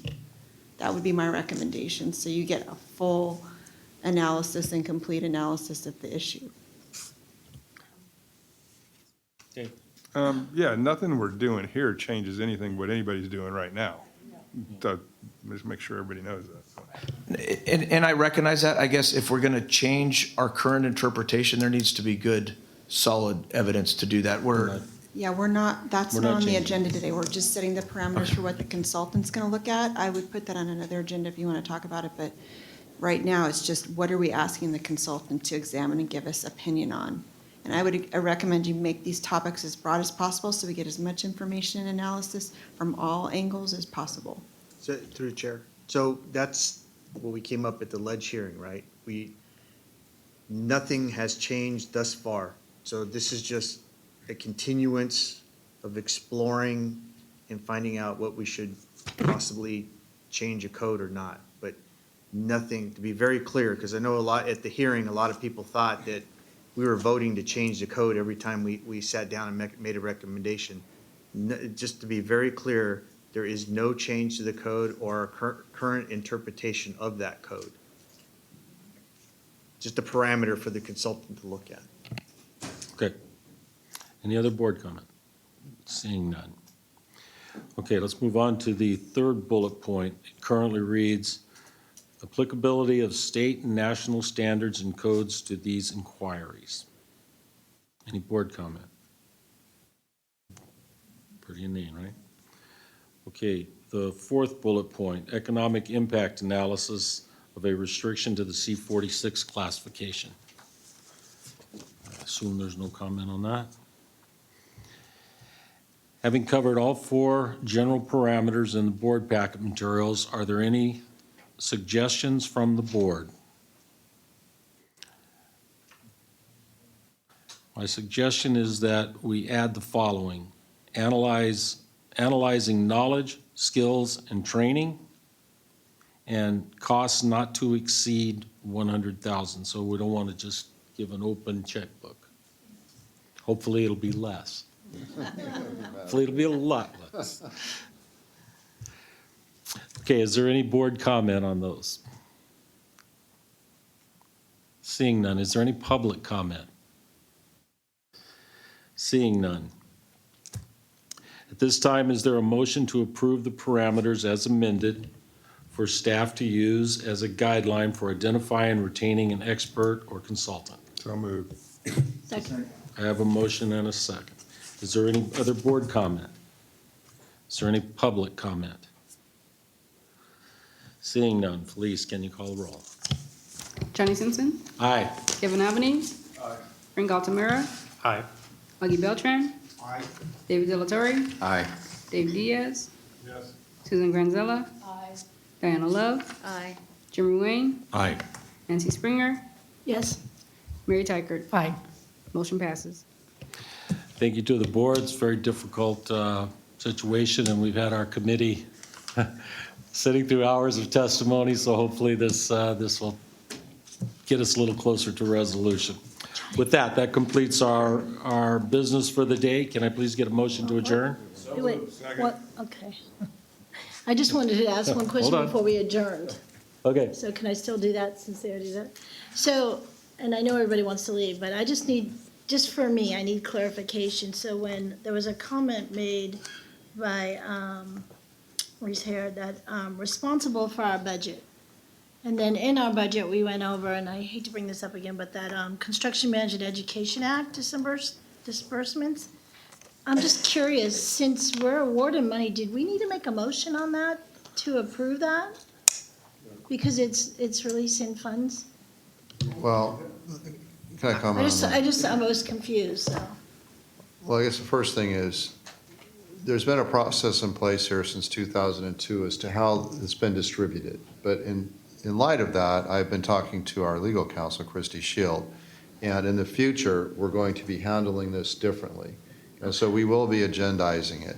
The question is, for these, we don't know if that was distributed. We do know it wasn't put on the agenda today for a board vote. Justin, do you have an update on that? It was just an information item for today's agenda. The money has not been distributed yet. We're going to sort out some procedural matters, and we may be coming back to you. Well, then, if that's the case, what we decided yesterday is that we'd put this on the agenda for board vote in March. Thank you. Okay, now can we have a motion to adjourn? And a second. Good. Out of here. All right. Any board discussion? Any public comment? Can we take the roll? Jody Simpson. Aye. Kevin Albanese. Frank Altamira. Aye. Augie Beltran. David Delatorre. Aye. Dave Diaz. Susan Granzella. Diana Love. Aye. Jim Rain. Aye. Nancy Springer. Mary Tykert. Aye. We are adjourned.